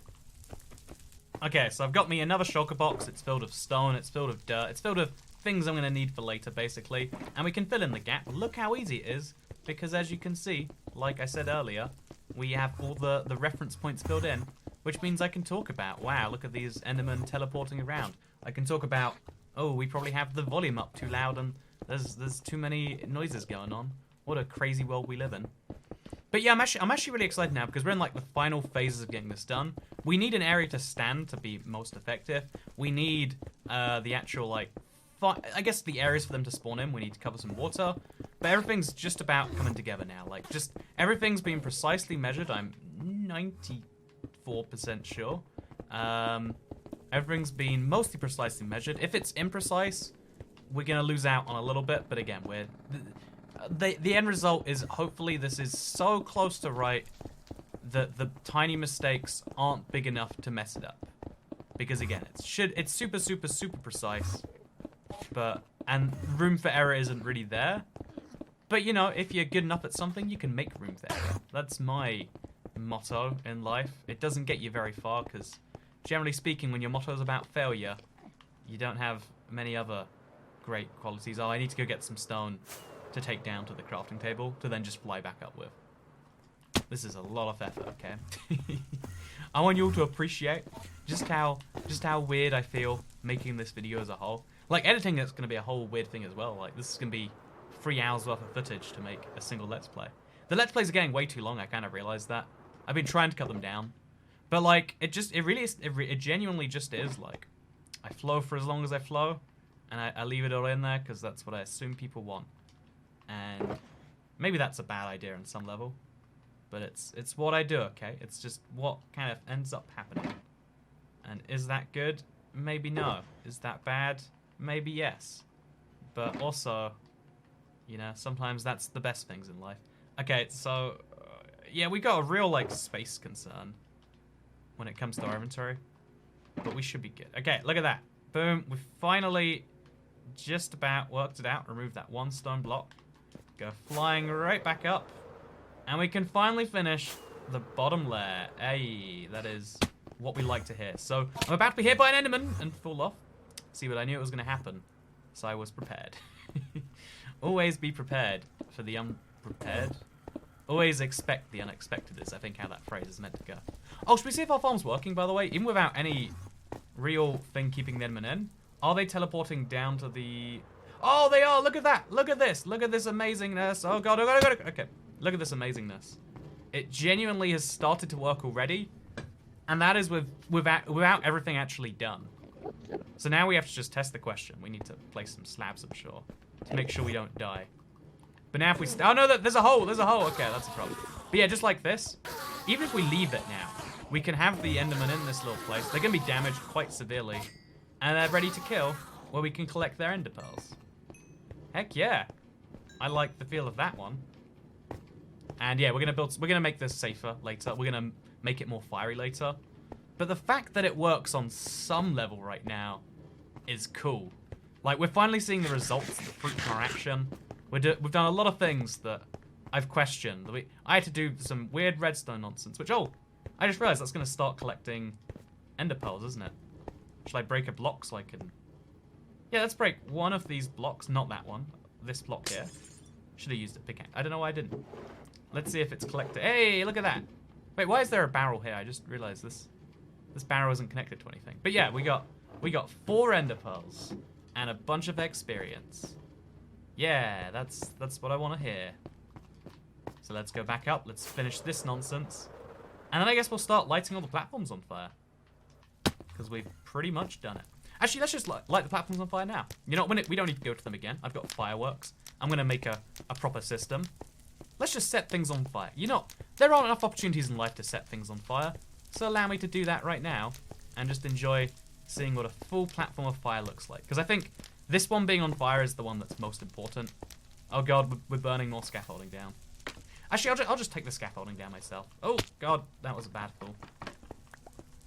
I'll just take the scaffolding down myself, because, you know, even though losing scaffolds are pretty affordable, cheap block to lose, you know, we might as well not lose it if we're going to deliberately lose it. That doesn't make any sense, does it? Well, you know what else doesn't make any sense? You know, Hitler in 1939, right? Yeah, that's right, that's you right now. That's me making a comparison to you basically being Nazi Germany. You like that? Does this video get demonetized now? I feel like it does. Let's just hope the bots aren't looking like an hour and a half into a Minecraft video about an Enderman farm to hear about, you know, potential leaders of large European countries during the first half of the 20th century. Let's hope. That's not a thing that bots can do just yet. Oh man, I'm scared. But yeah, you can see the effectiveness of this already. Like, the larger the platform gets, the more Endermen are spawning, and the more occasionally teleport onto fire, and then into other bad things. And that's, again, we're still not doing it efficiently in terms of our placement. We still don't have it perfectly efficient in terms of where the Endermen are going to spawn. And I kind of love that it's working so well already. I kind of love that. So yeah, we're making sure right now they can't walk off the edge, because it's surprising just how many Endermen will physically just walk over the edge, even with no incentive. They're just walking around, chilling, living their day. They'll walk over the edge anyway, because why not? It's very confusing. It's not something I can quite explain using normal terms.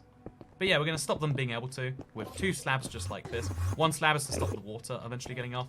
2nd slab is to stop Endermen walking over or doing anything like that while they're here. I think it adds a nice little rounded effect to this too. Maybe you agree, maybe you disagree.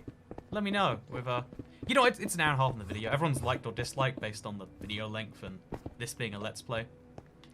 I think I've said this before, but when you have a large, like on YouTube, people like to pretend that likes mean how many people like the video.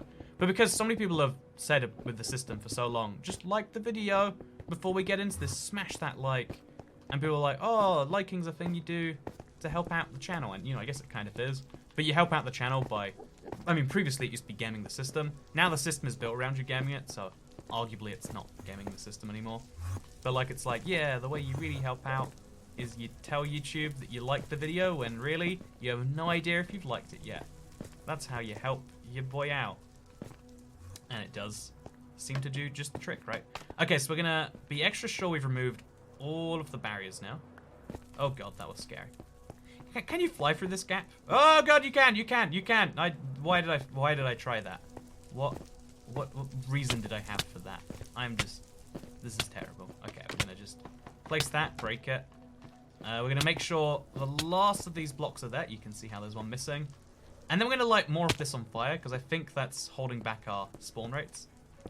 But yeah, I think so far things are going well. I'm pleased with it. So here's a trick that I don't think is ever going to help anyone else ever, but just in case you're making one of these things, and you're like, how do I do this most effectively? I think the plan is to go from the top to the bottom, because then we don't have to waste fireworks or scaffolding going up or down or anything. And I think start from the inside out. I'm going outside in because I'm a rebel and I don't even listen to my own advice I say as I say it. Have you noticed how common a thing that is, by the way? Like, people who give advice but also don't listen to their own advice. Like, I think it's like a human characteristic, honestly, that people are very good at observing how something should be done sometimes, or even learning how something should be done. But most people are still terrible at doing it. That's my observation on the world, at least. Let me know if you agree. But yeah, it's definitely an observation. Oh, we went through 2 flint and steels that fast. So let's jump on here, jump out, and then get some more flint and steels, I guess. But yeah, what should start to happen as we stand around here is Enderman should start to stack up down there. It hasn't quite happened yet. In fact, an Enderman died on the way down, it seems. What a weird, goofy little thing. But yeah, we got a farm going on right here. It's nice, it's good. By the way, you do have to admit, whatever else you think of what's going on right here, seeing all of this fire in one place is like really mesmerizing, right? There's just a lot going on, including Enderman teleporting, which is, again, you can see it works, just on a really weird basis. So now we have to start moving the Enderman to teleport to begin with, because when they do start teleporting crazily, you're going to start noticing how they usually end up going down the whole spiral. How do we make that happen more? Well, we're going to remove a couple of blocks here. We're going to use the wrong pickaxe, but it's fine. I probably needed more levers at some point anyway. And we're going to grab a bucket. We're going to do our usual thing. And we're going to stack down, I think it's 32 blocks exactly, until we end up at the perfect spot to leave this AFK. Again, we've got more things to do here, but we have to make sure this is functional first. So 32 blocks down from here. Nice and easy, I hope. By the way, water in the end has a really weird effect on, like, everything else. Again, because of the blankness of everything. Just, like, look at this. What am I seeing right now, you know? It's beautiful and also the opposite of beautiful at the exact same time. Okay, so right here is the optimal place for me to stand. Again, on this block right here. So that I'm standing in this chunk, those chunks are just over there. All of those chunks are still loaded in. I have to turn up my chunk distance first, but once we do that, everything should start to magically happen. Again, we're going to make things more efficient, but we should have, if nothing else at this point, properly finished that off. So now I'm going to place a bunch of scaffolding, so I have an easy way up and down. Later on, we'll make like a railway line or something, but we're keeping things simple for now, okay? Now what we can do is we remove that, wait till the water drops, and then we drop a bunch of scaffolds down, and everything should be magical. So while we wait for this to go, I'm going to turn up my distance, because if you don't know, Minecraft Bedrock has something called the simulation distance. I turn it down to keep my world working normally, and I'm going to turn it up, which will cause a lot of other problems, but it'll make my end farm work. And just like that, the simulation distance goes way up, which is going to cause issues in the overworld, but it'll make my end farm more effective. Hopefully. That's the plan. I think on Windows 10 you get to go up to 12 chunks. Don't know why it's only 10 chunks over here. Okay, so just like this, we drop a bunch of scaffolds down. It's a very satisfying process. And eventually we'll have a little ladder that can bring us up and down to where we want to be. And then we can remove some of the glass and fix things and make everything wonderful. It'll be nice. Oh, we should do this on the other side. Oh, it's glass, so it's just been going nowhere. Oh, that was a bad idea, apparently. I guess I should scaffold up. Or just place... Yeah, I've got to go down, place a block for me to scaffold on. Make sure the block is netherrack, though, so I can light it on... Light the block next to it on fire. There we go. So yeah, this is a nerve-wracking landing to make, but it's fine. Now we silk touch these blocks away. We silk touch these... Well, one of these blocks. Let's just say this one. Actually, let's just... You know, we have to, like, keep things consistent, right? So we'll have... Oh, we need to stop... Oh, man, there's so many weird issues to deal with. So over here, just to make sure there's light, we'll have a netherrack block. And then the scaffolding... Oh, God, hey there, Enderman. Maybe that's why we shouldn't do it like this. But it's fine, it's fine. Everything is okay and normal. And then we stack ourselves right up like this.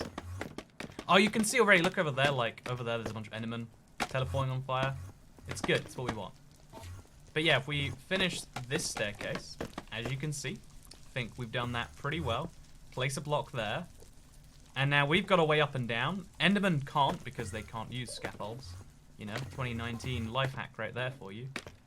And then when we land on this block to the left here, and then go forward one, this right here is the prime block to stand on. So we've got to mark it in some way.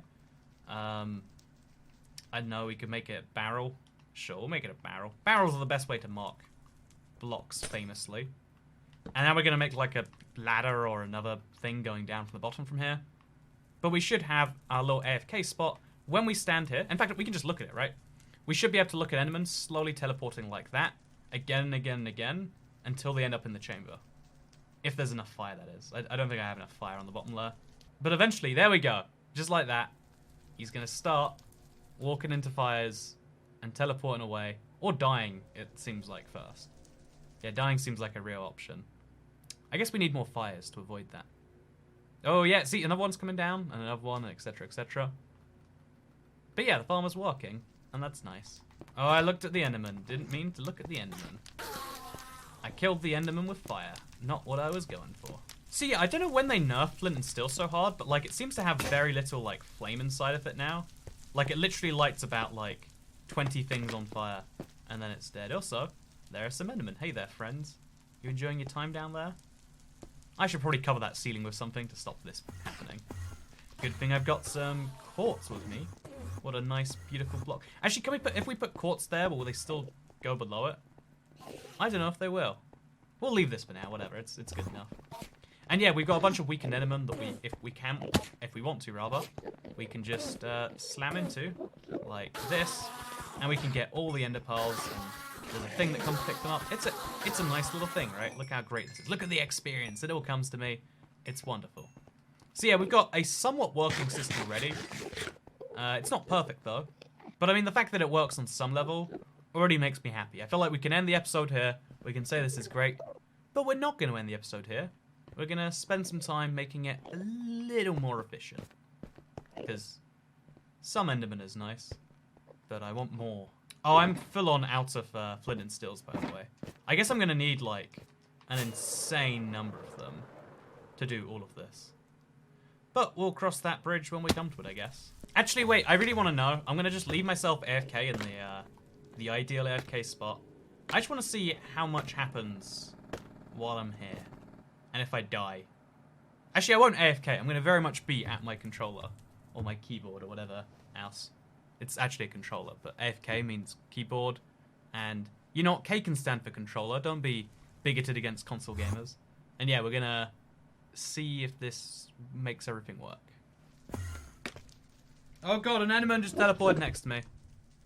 So, that's a real thing that can happen, apparently. I guess because the block's not made out of glass. So I guess we'll take this block right here. And we'll make sure it definitely very much is glass. I don't have any glass, so I'll just stand over the edge of where the block should be. Kill that Enderman. Oh, he teleported with all his health gone. Perfect. But yeah, now we should be good. Everything here besides the barrel is non-teleportable. And we can leave this be for like 5-10 minutes, see what the results are, assuming an Enderman doesn't kill me. So you can see the real issue with not having enough flames. You can see just how many are dying over there. Or I guess they might be dying without the flames, but like, because they're not teleporting as much, they spend more time on fire, and therefore they die over there. Which is a problem, because they just drop ender pearls and they're going to decrease our spawn rate. But yeah, it's been something like 3 to 4 minutes. I don't count, you know, it's 2019. Counting's not necessary. And as a result, let's not count how many Endermen there are, but let's get a feel based on the experience we get. So this is something like 20 Endermen in that time, which isn't great for 5 minutes. I mean, it's like enough to probably get me from 20 to 22, I guess. Let's find out. That's it, but yeah, I mean, it's a working system. We can't be attacked by Endermen, it seems. And that's all I really ever want from life. And I was also just about correct, it seems, about getting from just halfway through 20 to 22. So it's still not, though, the perfect experience method for going all the way. But, like, if I need to get somewhere fast... It will still take me an hour, actually. Like, I don't know if that's... Right now, it's not a good thing. Because, again, we've got more to do. Which is why we have to get some more flint and steels. But also, we have to work on making the spawn platform work better. So, the spawn platform, eh? Right now, we just have Endermen that spawn. And then we hope they walk into water. It's not the best of strategies, especially with the inefficient fire. What we're going to do now is get some quartz going. Okay, I'm back. It has not been any amount of time since the last part. I don't know why I clarify that I'm back, because I've always been here, and so have you. But today, we now are going to be working on the last part of this, the last part being the kind of platform for them to spawn on, because this will eventually be just a place, like with Endermen that get angry at me. But the actual spawning platforms are going to come above here, and this is going to be where Endermen actually spawn in and then get knocked off and stuff. So the way we're going to do things, again, the way it was recommended in, you know, Silent Whisperers, which I'm going to reference a few times, so I don't feel like I'm, you know, like sneakily trying to pass this off my own work, because I have no clue how this works. That's why it's so stressful. That's why it's taken 3 days for me to get going. Fun fact, recording this in the morning, last night I dreamt about this. I dreamt I found a shulker box filled with flint and steels, and I could finally do that. That's how much this weighs on me as a human being, apparently. And is that healthy? I don't imagine so. Is that what happened anyway? You better believe it is. Anyway, so yeah, what we're gonna do now is we have to make a bunch of platforms which are 1 block apart. The idea being, if they're 1 block apart, then Enderman will spawn on some of them, because they'll be the only dark blocks. Again, kind of like how right now Enderman can spawn down there. They will be able to spawn up here on the blocks, but the gaps in between the blocks, these things right here, they're going to be able to fall down, they're going to go in the water. There's going to be lots of good stuff, and statistically speaking, because Endermen just walk around some amount, they're going to fall down, because Endermen be clumsy. That just be a fact. So, yeah, do you ever think about dreams, by the way? Because I think dreams are one of the worst things you can talk about. I think, in general, a dream is a thing that comes entirely from your head, based on your experiences, and your experiences, no offense, internet, but no, your experiences are probably inconsequential to anyone who isn't in your life with you. That's my personal theory on this one, at least. And yeah, basically, I think the problem with dreams is people think they're interesting because they're all your most interesting things. In case you're actually curious, by the way, a dream is just your brain firing the synapses randomly, and also you see that happen already, by the way. They teleported up here, then fell down, and then magic started happening. But yeah, in case you're actually curious, a brain is just your synapses activating at random times, is what we understand of it, at least. And that is literally 100% off it. Like, there is randomness that's happening, your brain can then perceive meaning, but that doesn't mean there is meaning there, you know? I can look at an angry chicken and say, well, this proves that there is a god, but, you know, it doesn't prove anything if you see a chicken that is not very happy right now, in the same way that, oh, we made a mistake right there, but, yeah, in the same way that looking at dreams and saying, oh, that proves something's going to happen, is, I don't know, not going to get you anywhere in that front, because... yeah, by the way, we need way more quartz, which is why I brought this block with me, and a fortune pickaxe. You better believe I'm going to do this on the fly. But, oh yeah, this is going to be fun, actually, like, mining it down all the way from the top. It's going to be great fun. But, yeah, the thing about dreams is, people like to overplay the significance because it seems like it has to be significant. It's such a big thing in your head, and when something big happens and it sticks with you, you need to believe it's significant. I've said this before, this is, like, one of the most haunting things in my life. I've dreamt entire lives, like, you know, kind of like that game from Rick and Morty, Roy, I think it's called. I've dreamt entire lives before that turned out to be fake when I woke up. Like, oh, that person never existed, but we fell in love and we, you know, we had an entire life together. We have kids, and those kids were fake too, and everything else about it was all also, you know, just made up entirely by my brain.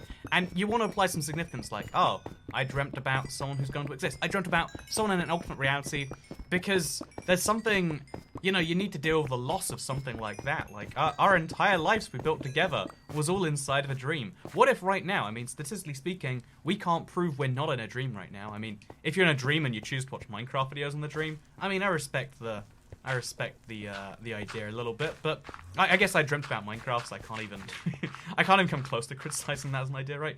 But yeah, you get the point, like, you get the rough concept that, on some level, I hope, that even if, you know, even though a dream always seems significant, but it literally is a thing that happens inside your head, and that's why it's usually bad to talk about them. But you know what? I dreamt about Minecraft, and I wanted to tell you just how much that is, because I think things that come up in dreams are things that are left in your brain's, like, RAM cache at some point, because for whatever reason, you don't want to think about them. And I think actually that does have a useful function as a species. I think, you know, one of the big questions scientists have, if you don't know, is why do we dream? What is the point of any of it? It seems like it has the opposite of a point, right? By the way, you liking this little checkerboard pan we got going on here? But, you know, dreaming seems like it has the opposite of a purpose in life. It seems like it is an entirely pointless thing. You know, because, like, all it does is it takes up extra, you know, nutrition from your body, extra, whatever you want to call it, like, extra things that could be done to do something else. Because, you know, going into REM sleep, going to rest state is so important. We know that for a fact, but we don't know why we dream, because dreaming seems like a waste of activity. The thing I like to believe, this is not science in the slightest. Do not take this as science. You take this as science, I'm going to take you as science. Yeah, you don't like the sound of that, do you? But, yeah, basically, by the way, we're going to make a bunch of glass, because we need a lot of that. Hopefully this is enough. I don't think it will be. I think we're going to have to go smelt some more glass too, which is adding to the complexity of what we're doing here. But, yeah, what I really do think is that dreaming is like a part of a morality system, because if you do something you know is bad, thinking about it in your head is fine, right? But the reason the phrase, whatever helps you sleep at night is a thing, is because, man, there are some bad things you will dream about over and over again. And maybe not to the extent where you actively think, like, I'm going to not do bad things so I don't dream about them. But, I mean, maybe to that extent, right? Like, some people definitely do have thoughts somewhere along those lines, which is interesting to me. Okay, so we're going to take all these poppies. We're going to make some purple glass, I reckon. Use some red dye, some blue dye. I'm pretty sure that's how you make purple dye. It's been a while, I'll admit. But, yeah, we're going to... Oh, jeez, this is going to be a close one. But, yeah, I think, like... dreams, the one thing they must do is they must bring, like, some form of social cohesion. I was talking about this not that long ago, right? The idea that, you know, like, being part of a group as humanity, it's something that isn't important in our day-to-day lives, but yeah, it's really important for our brains, I think at least. Like, we need to, on some level, belong to a group, because for so long, that's how we have survived. Like, I heard this, I don't know where I heard this actually, but someone said recently, the reason you get depressed when you're not around people, even though, you know, it's the better state of being for a lot of us, especially if you're quite an introverted person, the reason why you'll start to get depressed eventually is because out in the wild, if you were left behind your group, you know, left behind your tribe who was keeping you safe, you had a really, really good reason to be depressed, you know? You were going to die, basically, right? I don't know why that stuck with me so much, but it is kind of true, right? Like, it is, on some level, how that is. Like, you, even now, like, right now, probably doesn't matter. I've met so many people over my time, so many, like, I guess, I don't know why, like, maybe it's something about what I say, or maybe it's something about people who watch YouTube a lot, or maybe, you know, I have a lot of common, because this is totally a thing that I've gone through, but, like, not really liking people, or talking to people, is a big thing, right? Being somewhat antisocial. That's something I've, you know, I will tell you right now. It's like, it's my intuitive truth. It's what is inside me, by default. The concept of trying to avoid stuff. By the way, we're gonna have to do a quick run to the overworld. So wow, we're gonna cut and we're magically gonna be back. Okay, this is all the dirt I have left in my world. There's 64. Look, I've been doing a lot of farming regarding that. So I guess a few days ago you might have seen a live stream of me getting dirt. Now you know why. You know how out of chronology stuff works. But yeah, I've got a bunch of nether quartz ore, like another stack and a half. I think I'm gonna have to go mining in the nether for a little bit, get some more quartz that way, and then we're gonna pick up some glass, and then I think we've got everything we need to be finished. Like a lot of glass, a lot of nether quartz, and a lot of joy. I feel good we're finally near the end of this. Like I was in a genuine state of dread. I'm just gonna get some more sand real quick, and then we're gonna throw it inside the sand furnaces, because maybe that's a thing we gotta get done. I love, by the way, that now there's just like this continuous thing in my world of like smelters do their thing. It's nice. We're gonna keep on throwing some extra sand in there bit by bit until we have the glass we need. Like I'm mining some parts of my world that probably look better with the sand there. But you know, if I'm destroying the whole desert, this is technically part of the desert. I don't know how there's a house on top of here, but that's not really my concern. Although actually, I guess this is now my concern, like fixing this. But whatever, you get the point. Let's use prismarine bricks to fix this up, and just have a lot of questions for for the future, I guess. I'm gonna see that at some point and be like, why prismarine brick? And no one's gonna know. But now you, people of the audience, you know. So I guess while I'm waiting anyway, what I could do is I can take my nether quartz ore, and I can fortune it up. See how much we get, because we're in the desert waiting anyway. Let's get something done here. The desert does get more and more satisfying to watch as we go slightly higher up, right? That has to be something you'll admit is true. As the torches fade away from individual existence to like a group kind of thing, you can see the light coming off them, but you can't see the shape of them anymore. It's pretty cool. Yeah, now actually the desert looks like a wreck if you go too high above the torches, because you can't see what I've done with it, you know? Like, it's got to be a deliberate wreck, not an accidental wreck. And right now it looks too much like an accidental wreck. What a waste. Anyway, we're right here at the top of our nether quartz pillar. Now let's mine down. Let's do the fun. See how much XP we get from this. It's funny because I saved these for a rainy day thinking like, okay, when I need some XP in a hurry, I'll mine the nether quartz. But I actually just need the nether quartz, so I guess we're racing through this right now.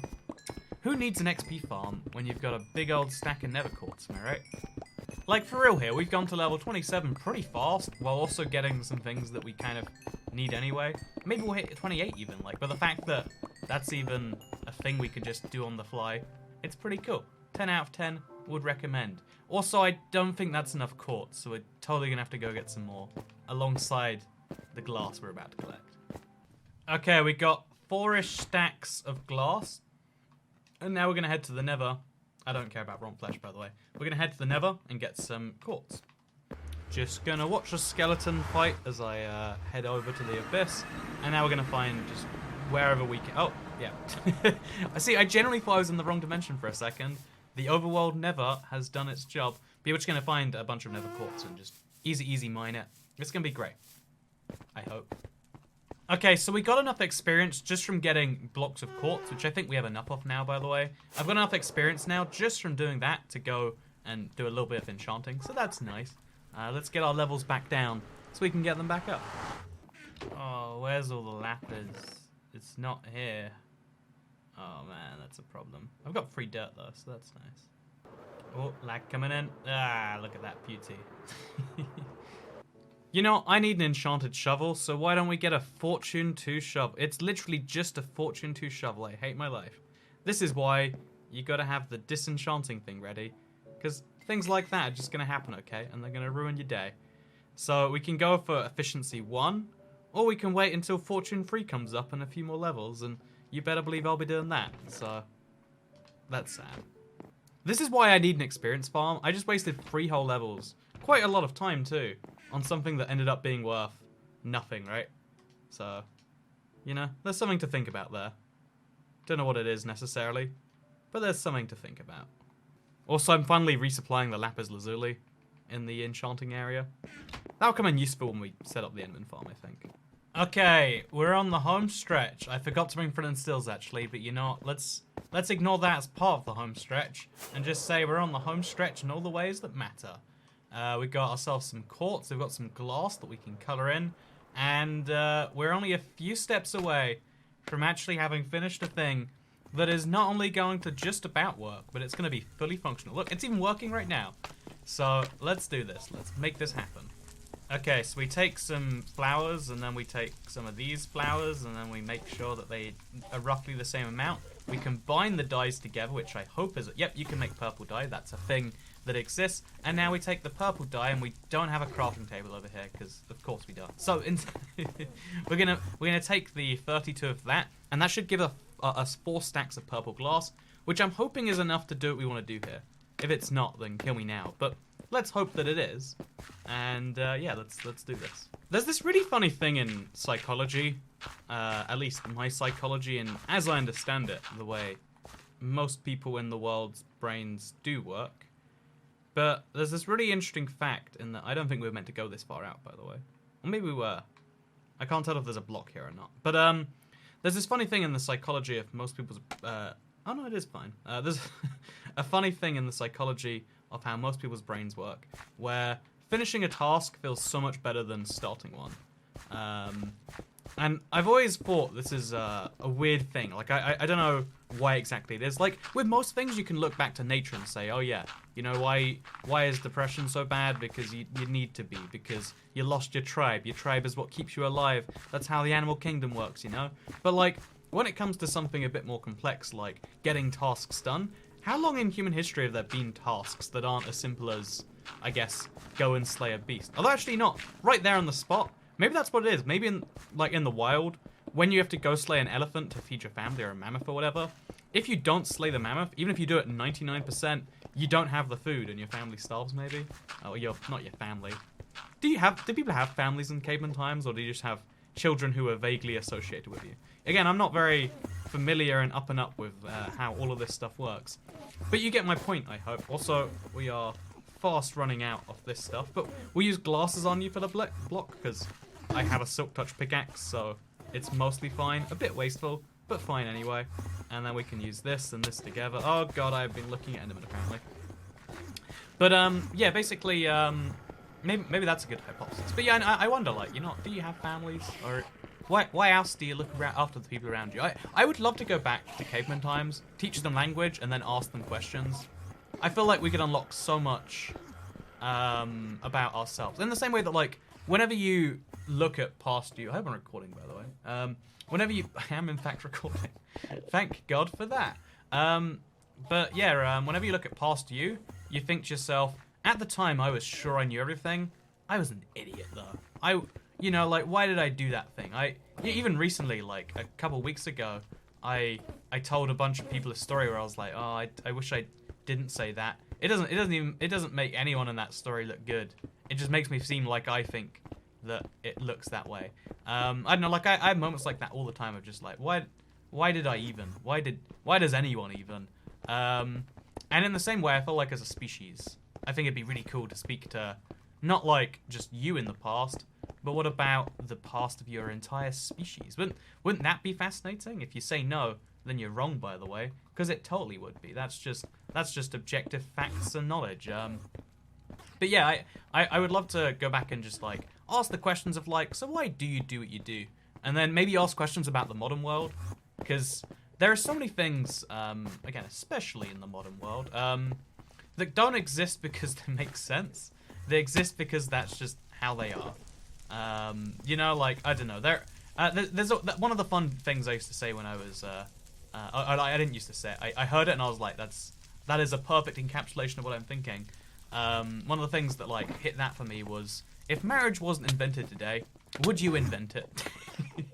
And the answer is, like, of course you wouldn't, right? It's a thing that mostly works because of tradition. I don't know how it worked, how the first marriage worked, or how anything like that worked, but now so much. If you've ever been to a wedding, I was at one recently. Wow, have I told that story? But no, when you go to a wedding, you can tell this is very much a thing that exists through tradition, a thing that exists because of tradition, and that's not necessarily un-okay, right? I think that's in fact very much an acceptable thing, but it does raise the question of, like, so if this exists for that reason, you know, we do it because we used to do it. How many other things are on the same page? And, you know, even I've said this before, but in individual behaviors, there are so many things I only do because, like, it's the easiest thing for my brain. I'm drinking a Rubicon mango sparkling. It's a UK drink if you don't know. They got a little bit worse after the sugar change, but they're one of the least bad drinks in the UK now, which is, it's sad that that's our bar, but again, we can talk about that later. But we're not going to talk about it later. But yeah, no, there is a interesting thing to be said, to be had, on the topic of, like, do you do things because they're smart, or do you do them because that's how you do them? So now what we're doing, by the way, is we're going to make sure that every you know, block around here is going to be surrounded by every single one of these things, which will be the platforms. These will be removed later, but the things above them are going to be made of glass. The Enderman will still spawn if there's a glass block there, because it's transparent and it doesn't stop them. It doesn't stop the top of their head spawning there, I guess is what I'm saying. But it will help with the pushing factor. So it's not just based on will Endermen push themselves by walking or whatever. They're also going to be pushed by the glass above them. So yeah, we're going to do the exact same thing we just did, where it's like a little bit of both, easy. But we can do it from below this time, which is at least a little bit nice. And yeah, the plan... Oh, I lost my pickaxe. Oh, it's over here. But the plan here is simple. We're going to do the exact same thing, but again, and then if we do it this time, it's going to start to force the Enderman over, which is exactly what we want. But yeah, one of the things that I kind of like to do, maybe it's just a waste of time, maybe for most people it's easier to accept the way things are, right? And maybe I should just learn to do that sometime. But one of the things that I try to do is, rather than just taking something that exists and saying, this is a given, this should be this way, is be like, why can't it be better? I think it's a cool trait for you, at least for someone to have, because someone needs to question why things are... A lot of things in the world just suck, right? And they only suck because that's how we've always done them, and a better solution hasn't been come up with yet. I think if someone's always thinking about what's the better solution, it might be like that. I think there are some things, like there are some solutions in my head I've come up with that I know are only for me. Like, I know they're so morality-based, they're so whatever else-based, that like no one else is gonna think these are good ideas, and that's why generally I don't talk about them. I don't know, actually, let me give you an example. I think that the best time to, you know, have you ever heard the saying, the phrase, the best time to plant a tree is 20 years ago, the second best time is today?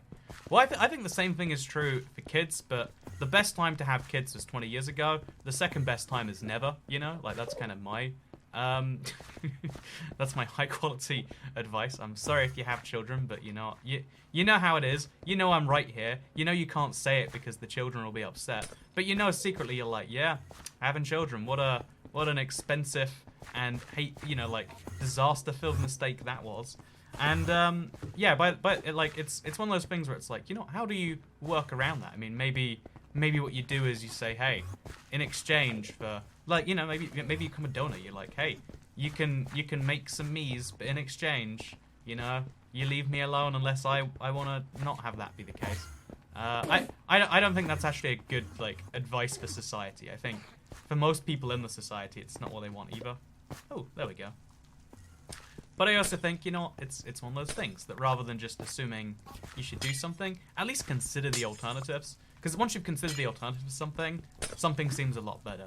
There are so many things I've done in my life by default where I've just been like, I kind of hated myself for them afterwards. They're just like, I was going with what I thought to be the flow, but recently I've been trying to go against the flow. I've been trying to do things that on the surface might seem intuitively bad.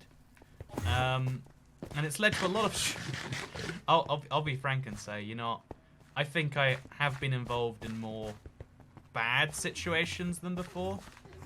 Or like things that I don't necessarily like about me or whatever as a result. But I also think that one of the few small benefits is that there are some cool things I'm learning along the way. And if life isn't about the pursuit of knowledge and whatever else, then what is life about? And I guess that's what we have to ask cavemen, right? I bet cavemen have a way better grasp on what the point of life is and, like, we're all going to die one day than we do. I really do think that the more technology and stuff we have, the more terrifying existential questions become. Because we're less aware of what our existence even is, right? Like, I spend so much time on a computer of some form. I try to minimize it sometimes, but, like, I spend so much time on a computer. Is the internet the real world, or is the real world the things with the people in? I don't think either is necessarily real, right? I don't know. I'm 3 hours into this recording session. 3.5 hours into this recording session, across a few different days, doing something that is very far outside of what I would normally do, and it's really good on that level. It's really good, and that I'm being forced to try something strange, I guess. But it's also, you know, I guess this goes back to the same topic we're going round to over and over again, of like, should you do things you don't want to do? And the answer is meant to be no. The answer is clearly a resounding no. But, like, especially, like, I don't know, it's such an easy rule to follow to keep yourself going when you're young and prone to doing bad things to yourself for no reason other than, like, I don't know, social status or stigma or something like that. But, I think one of the cool things about changing or whatever is you realize, like, you know, there are some times we're making a sacrifice, doing a thing that doesn't seem great on the surface is gonna yield some dividends later. And I don't know, maybe that's not a unique thought. Maybe everyone thinks that all the time. But I thought it for the first time, and don't you find it interesting? So, yeah, we are really, like, this is, like, quite a grueling build, if I'm being honest, right? There's a lot of goings-on happening here. We've got enough glass to cover this, I think, because we're roughly halfway through and we're running out on that way. But, it is very tricky to do it as we go along. I think, actually, this is a reminder of why having more blocks in Minecraft can be better. Like, this is something that's true in the real world, too. Like, the more money you have, the easier some decisions can be, even with the same amount of money, because it's a smaller proportion of the overall thing. And also, like, I know this story goes around a lot as it means a lot of things to a lot of people. Oh, I've been breaking the wrong blocks. Damn, what is wrong with me? But I think it's like, I think it's from Terry Pratchett or something like that. But, like, there's a thing where, like, you know, if you buy a pair of boots that costs, I don't know, $10, I think is the example, then it will last you 3 months, and then it will break, and you have to buy another pair.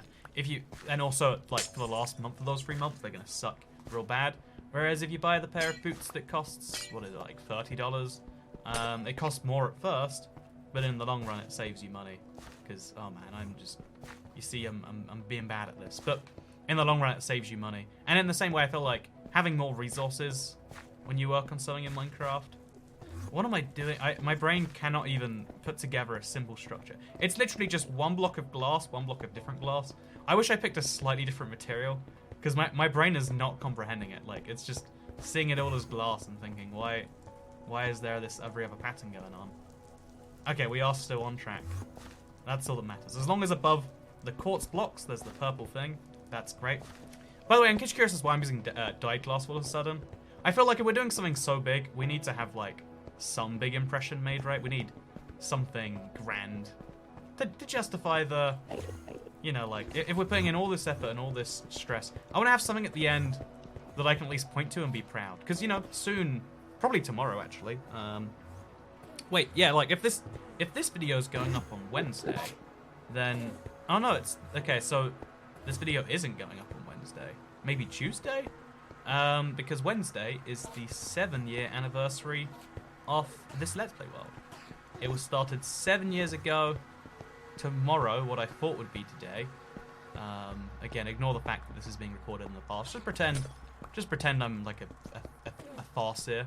Oh no, it'd be the opposite of a farseer. I'm from the past, so pretend I'm a backwards person. I don't know, like pretend I'm a caveman who's just been teleported in 2019 and been told to make a Minecraft video.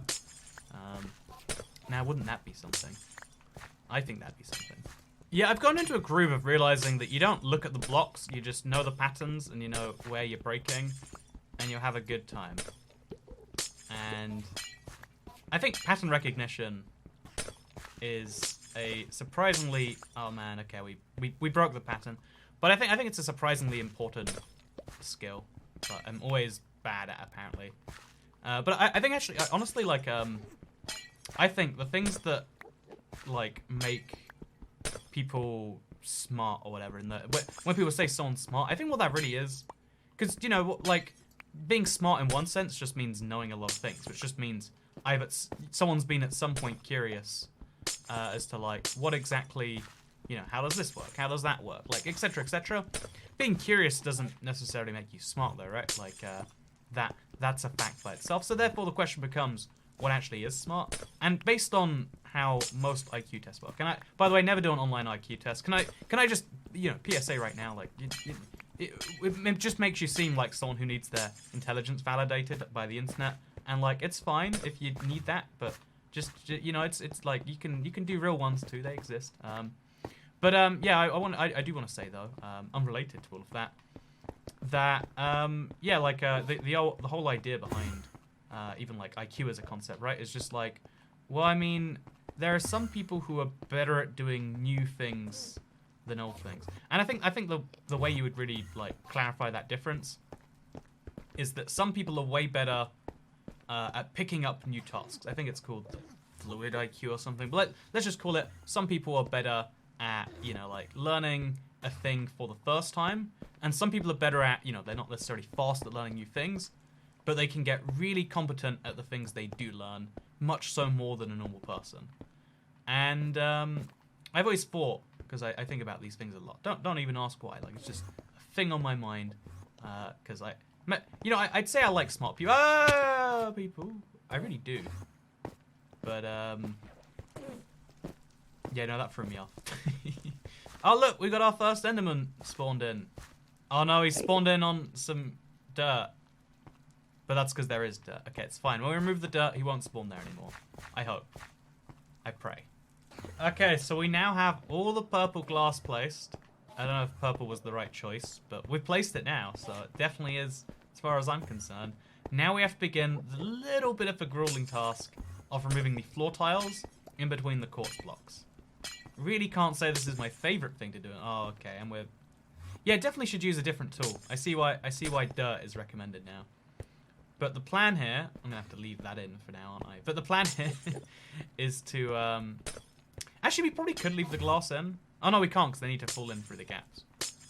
But the plan here is actually quite simple. We remove these blocks, then there's gaps, and then we... Oh god, okay, I'm really, really bad at this. But yeah, now that we have those platforms up there, it's important that we make ourselves this thing down here. So one of the slightly fun tasks... Let me show you, by the way, this is one of the fundamental lessons of Minecraft to learn. If you have a big area you want to fill with water, a lot of people just be like, place it there, place it anywhere, so on and so forth. The trick is, I think, place it every other block on 2 of the axes. Axes. Is it axes or is it axis? Axes. Start placing on 2 of the axes. I recommend actually alternating. Don't do all of one then all of another. Because if you do, like I just mentioned right there, what you're going to notice is, oh god, okay, what you should notice if you can actually do it correctly is some of those sources should start to combine real fast. And then once you've got sources, you don't have to walk over to, say, your infinite source, like I'm doing over here. I don't know why I just don't use 2 buckets at once. But once the sources start to combine, like you should start to see happening here. So we'll have a block over there too, and then also one over there. And look at that. Now what's that? We have infinite water sources within our thing. And yeah, that's because when you have water on one side of a thing and on another side of a thing, it starts to do some magic, just like this. And as soon as you've got some sources to pull from, it's really easy to make more. So it's really easy to mess this one up, apparently. I think I should have placed the water before the edges. Actually, wait, that doesn't make any sense. I guess it was just always going to suck, is the lesson I've learned here. But yeah, it's really nice when you start to get the stacking effect of you've done a good thing, and then you get some more good things. And you can see right here how it's just going to keep on going on and causing more and more good. Also, apparently you can have scaffolding be right next to water. Like, it's apparently a non... Like, you can place water on rails, but water can't go through scaffolding? Question mark? Not sure if I understand that one in the slightest. But I don't need to. I just need to see that that's there. And we're going to keep on expanding the water over this way. So we've got a place for the Enderman to fall and for bad things to happen to them. Because, you know, I don't want to, you know, be that guy who wants bad things to happen to anyone. But if anyone deserves a bad thing, it's Enderman, right? Anyone deserves something, an accident to happen in the middle of the night. It's definitely one of these guys. So yeah, look at that just now.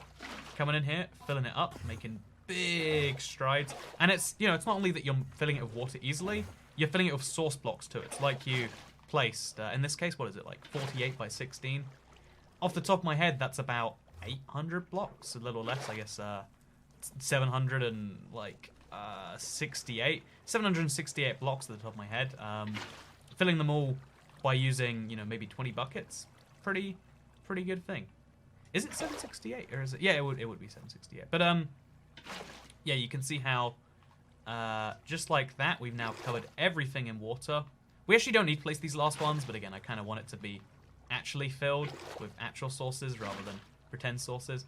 But yeah, just like that. Besides this corner, which is sinking in a bit, and besides my infinite source corner, which is no longer necessary, by the way. Look at this. This is going to be a beautiful moment. I can finally remove the snabs that separate them. And now we've got a full... Oh, and look, now that's going to happen. Oh, that's really satisfying. We can watch it go along. I don't know why this isn't filled, by the way. I guess probably because of the scaffolding. If we place a block there, it will probably... Yeah, there we go. Just like that. Source blocks everywhere except here. But do we want source blocks there? I don't think so. It's really cool that you can have, like, scaffold be below water. Like, I never thought about it, but it is true. And now you know it's a thing you can do. Make sure this isn't flooding. Now there's a source block above it. It is, in fact, not. You can see that... Oh, wait, isn't that a cool effect? Like, when you're slightly in the water, but you're also in scaffolding at the same time. Weird stuff, weird stuff. Anyway, so now once we remove these blocks, which we can probably do from underneath, actually, and I'm going to try my best to, because I don't want to be up there. Now, after we do that, everything genuinely should be finished. Do you want to watch me remove dirt from the ceiling? Or is this something you cut from a video? Like, on the one hand, in any normal video, you'd cut this and say, yeah. And then I did the same thing I was doing, but again a bunch of times. But on the other hand, this video is some absurd length already, right? Why stop now?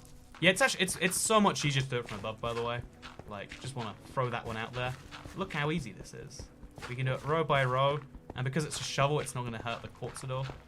There's a reason you should use dirt for this, apparently, or like some other... I guess dirt's the easiest block that way. Maybe you could use shears and like leaves or something, but you know, shears don't last as long as a diamond shovel. This is definitely an efficient way to make a checkerboard pattern. Because I was thinking, yeah, all the strategy I was thinking would be kind of hellish on the other side. So now what we can also do is we can put the 2 quartz blocks back that we messed up and destroyed. Assuming I can find the second one. I genuinely can't. Oh, there it is. That's a and now we remove the last of the glass as well. And look at that. We're starting to get a platform going. Oh, man. Why is this so easy to do? See, everyone's always like, get more efficiency on your pickaxes. You see why you don't want efficiency sometimes? Just see why sometimes you want to be inefficient? I hope you do. Oh, yeah. It's so nice that all the Endermen are on these dirt blocks and knowing that, like, oh, this is how the farm's going to work. There isn't going to be dirt blocks for them to stand on. It's kind of beautiful to see. Also, this is so satisfying to do. Like, even if you're not in the end, or even if you're not making an Enderman farm, I recommend doing a checkerboard pattern like this because it's just nice to see the void full in where you previously had something. 10 out of 10. Very much enjoy this sensation. One of the more fun things in Minecraft. Or maybe I've gone crazy from spending too many hours on this. By the way, this video is so long now that I can't even edit this video myself. I mean, I can, but I'm going to choose not to, I guess, is what I'm really saying there.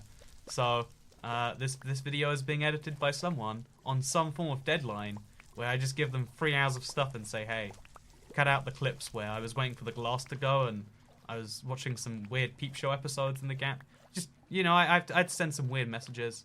I was mentally rehearsing for like a little cool in my head. There's lots of weird things that have gone down in these hours. Because I think this is one of my longest recording sessions for no real reason either. Like, it's a Let's Play, you know? I'm sure people would enjoy a 20-minute episode just as much.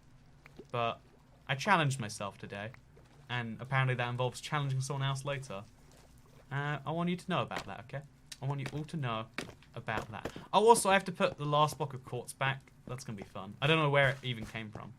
I guess now I do. We place it back. We get rid of this. And then boom. Everything's finally coming together. There's only a few more of these blocks to go.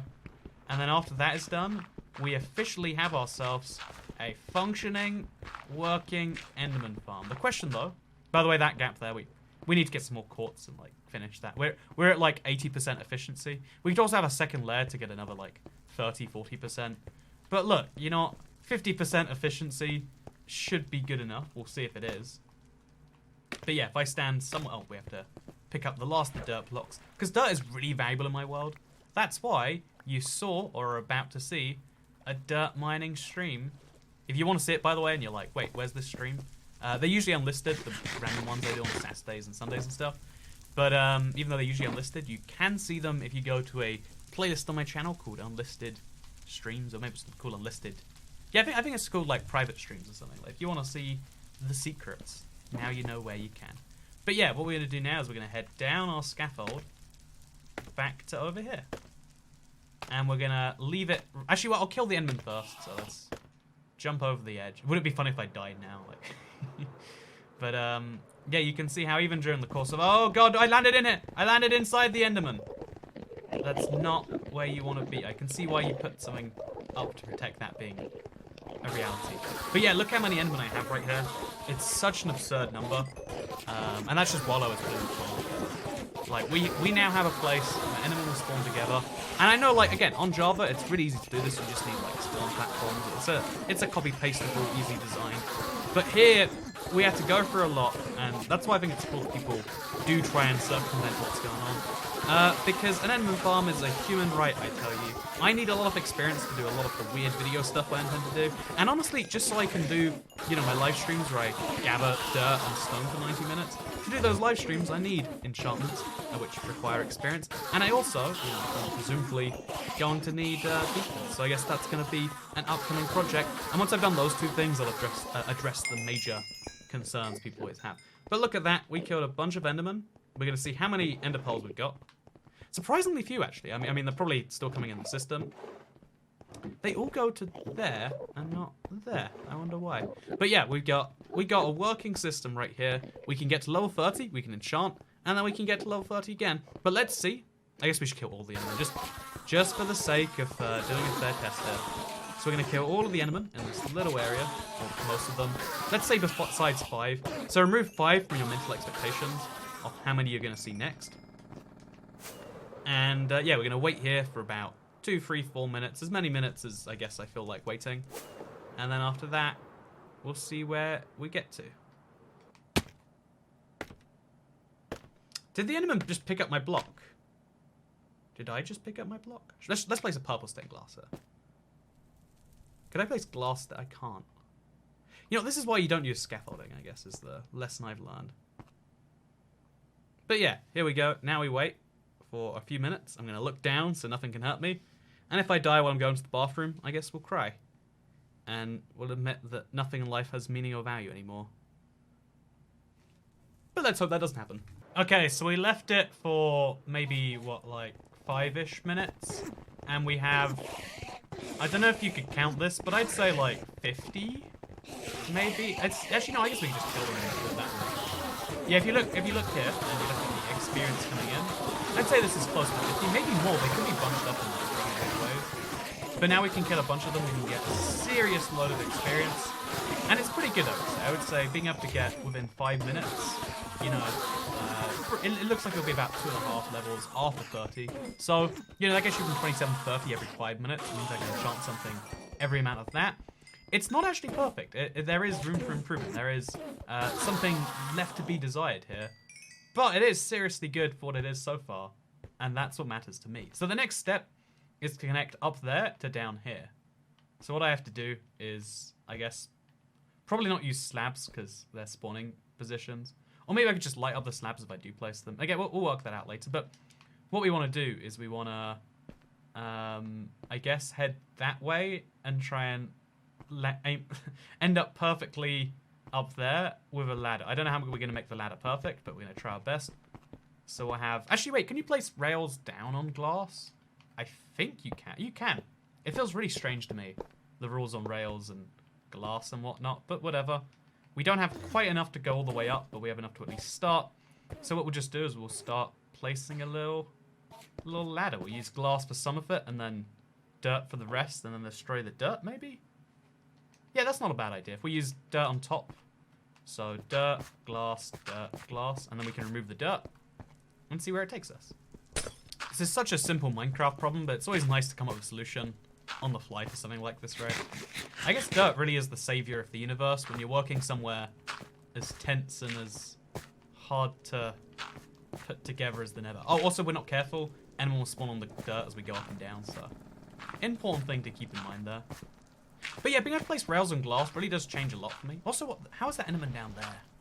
I have so many questions about why and how things happen, and that has to be one of them. But yeah, now we've gone up here, we just kind of finish off the trail, nice and easy, over to there. And then later we can have like proper rail lines or boat lines or whatever else. But for now, look at that. Also, yeah, we just killed an Enderman. Get some more ender pearls too, how exciting. But yeah, now we've got a regular, consistent way to go up and down from that to that. We have, in today's video, made ourselves an Enderman farm. And I kind of want to just call it quits here. Because, you'll see in the world tour tomorrow, this will probably come up and it'll be like, wow, look at that thing Toycat did very recently. I guess we should probably work on this too. Let's do that a little bit. Let's just like have some powered rails where they need to be. But yeah, this is my Enderman farm. It is going to be my main source of when I need to farm XP. It's not perfect for it. We probably should take some of these away and put them further up. It's probably not perfect as far as these sorts of farms go. I'm sure there are vast improvements being made. Now I think we will start to make them if it begins to bother me, especially given we need some more quartz, we need some more of that. Like, there are some things that are very clear and easy for me to do, but of the things that aren't clear and easy, I think we're doing a pretty good job with those. So yeah, just like that, we came so close, but yet so far to doing it. Can you place levers on the side of glass? Actually, I don't know. It's not too important yet. But let me just give you a quick fly around and show you my Enderman farm. So this is my glass covered end. Hello, welcome to a video. This is an Enderman, and next to it you can see the Enderman farm. It actually looks pretty cool. Maybe this is me. Maybe this is my take, but like seeing the way it all lines up, chunk perfectly aligned. Seeing the kill chamber, which I think I'll have to mark in some bigger way. I really do like it in that regard. I could have probably made the kill chamber like right here in the Enderman. That'd been a fun little thing. Yeah, because I guess because the height limit's 256, we could have the Enderman kill chamber inside the Enderman head. That'd be a cool thing to accomplish. But I kind of like that it's out there because it's not overly distracting. Again, the end is a place that deliberately has void everywhere. You can see it in the distance, and it seems enticing. You want to get closer and find out what's going on, which I guess is kind of good in that way. So what we have to do from here is we have to improve the efficiency of it. We have to light this stuff up. We have to make probably a boat pathway that goes from down here to the main island, or maybe it goes around the side of it. Like, I'm gonna have some form of boat pathway so I don't have to walk or fly, because walking and flying, both those things take effort and resources and time. So yeah, I want to make some more boat ice pathway, probably that goes through the end island. I think that'd be a cool thing to do. But yeah, we have officially done something I really didn't think I could do, and it gets me a lot of experience, which is going to be great. Oh, we have to set up an experience table, an enchantment table, all those sorts of things. It's going to be wonderful. This has been the longest amount of recording for a single Let's Play episode, and the most discomfort experienced as a result of it. You can say, Toy Cat, that's silly. I mean, you just did a thing that everyone likes to do. But this isn't a thing I usually do in my Let's Play, and hopefully you understand why. And hopefully when you watch episode 420, which is going to be a really stupid one, by the way, you understand why that's really fun to me as well. Or maybe you don't understand anything. You're like, you know, this Toy Cat guy sure does complain a lot, unsubscribed. That's a fair opinion too. And another fair opinion would be hitting that bell so you see more of my videos every single day on your homepage. Thank you very much for watching, and I'll see you all next time. Goodbye.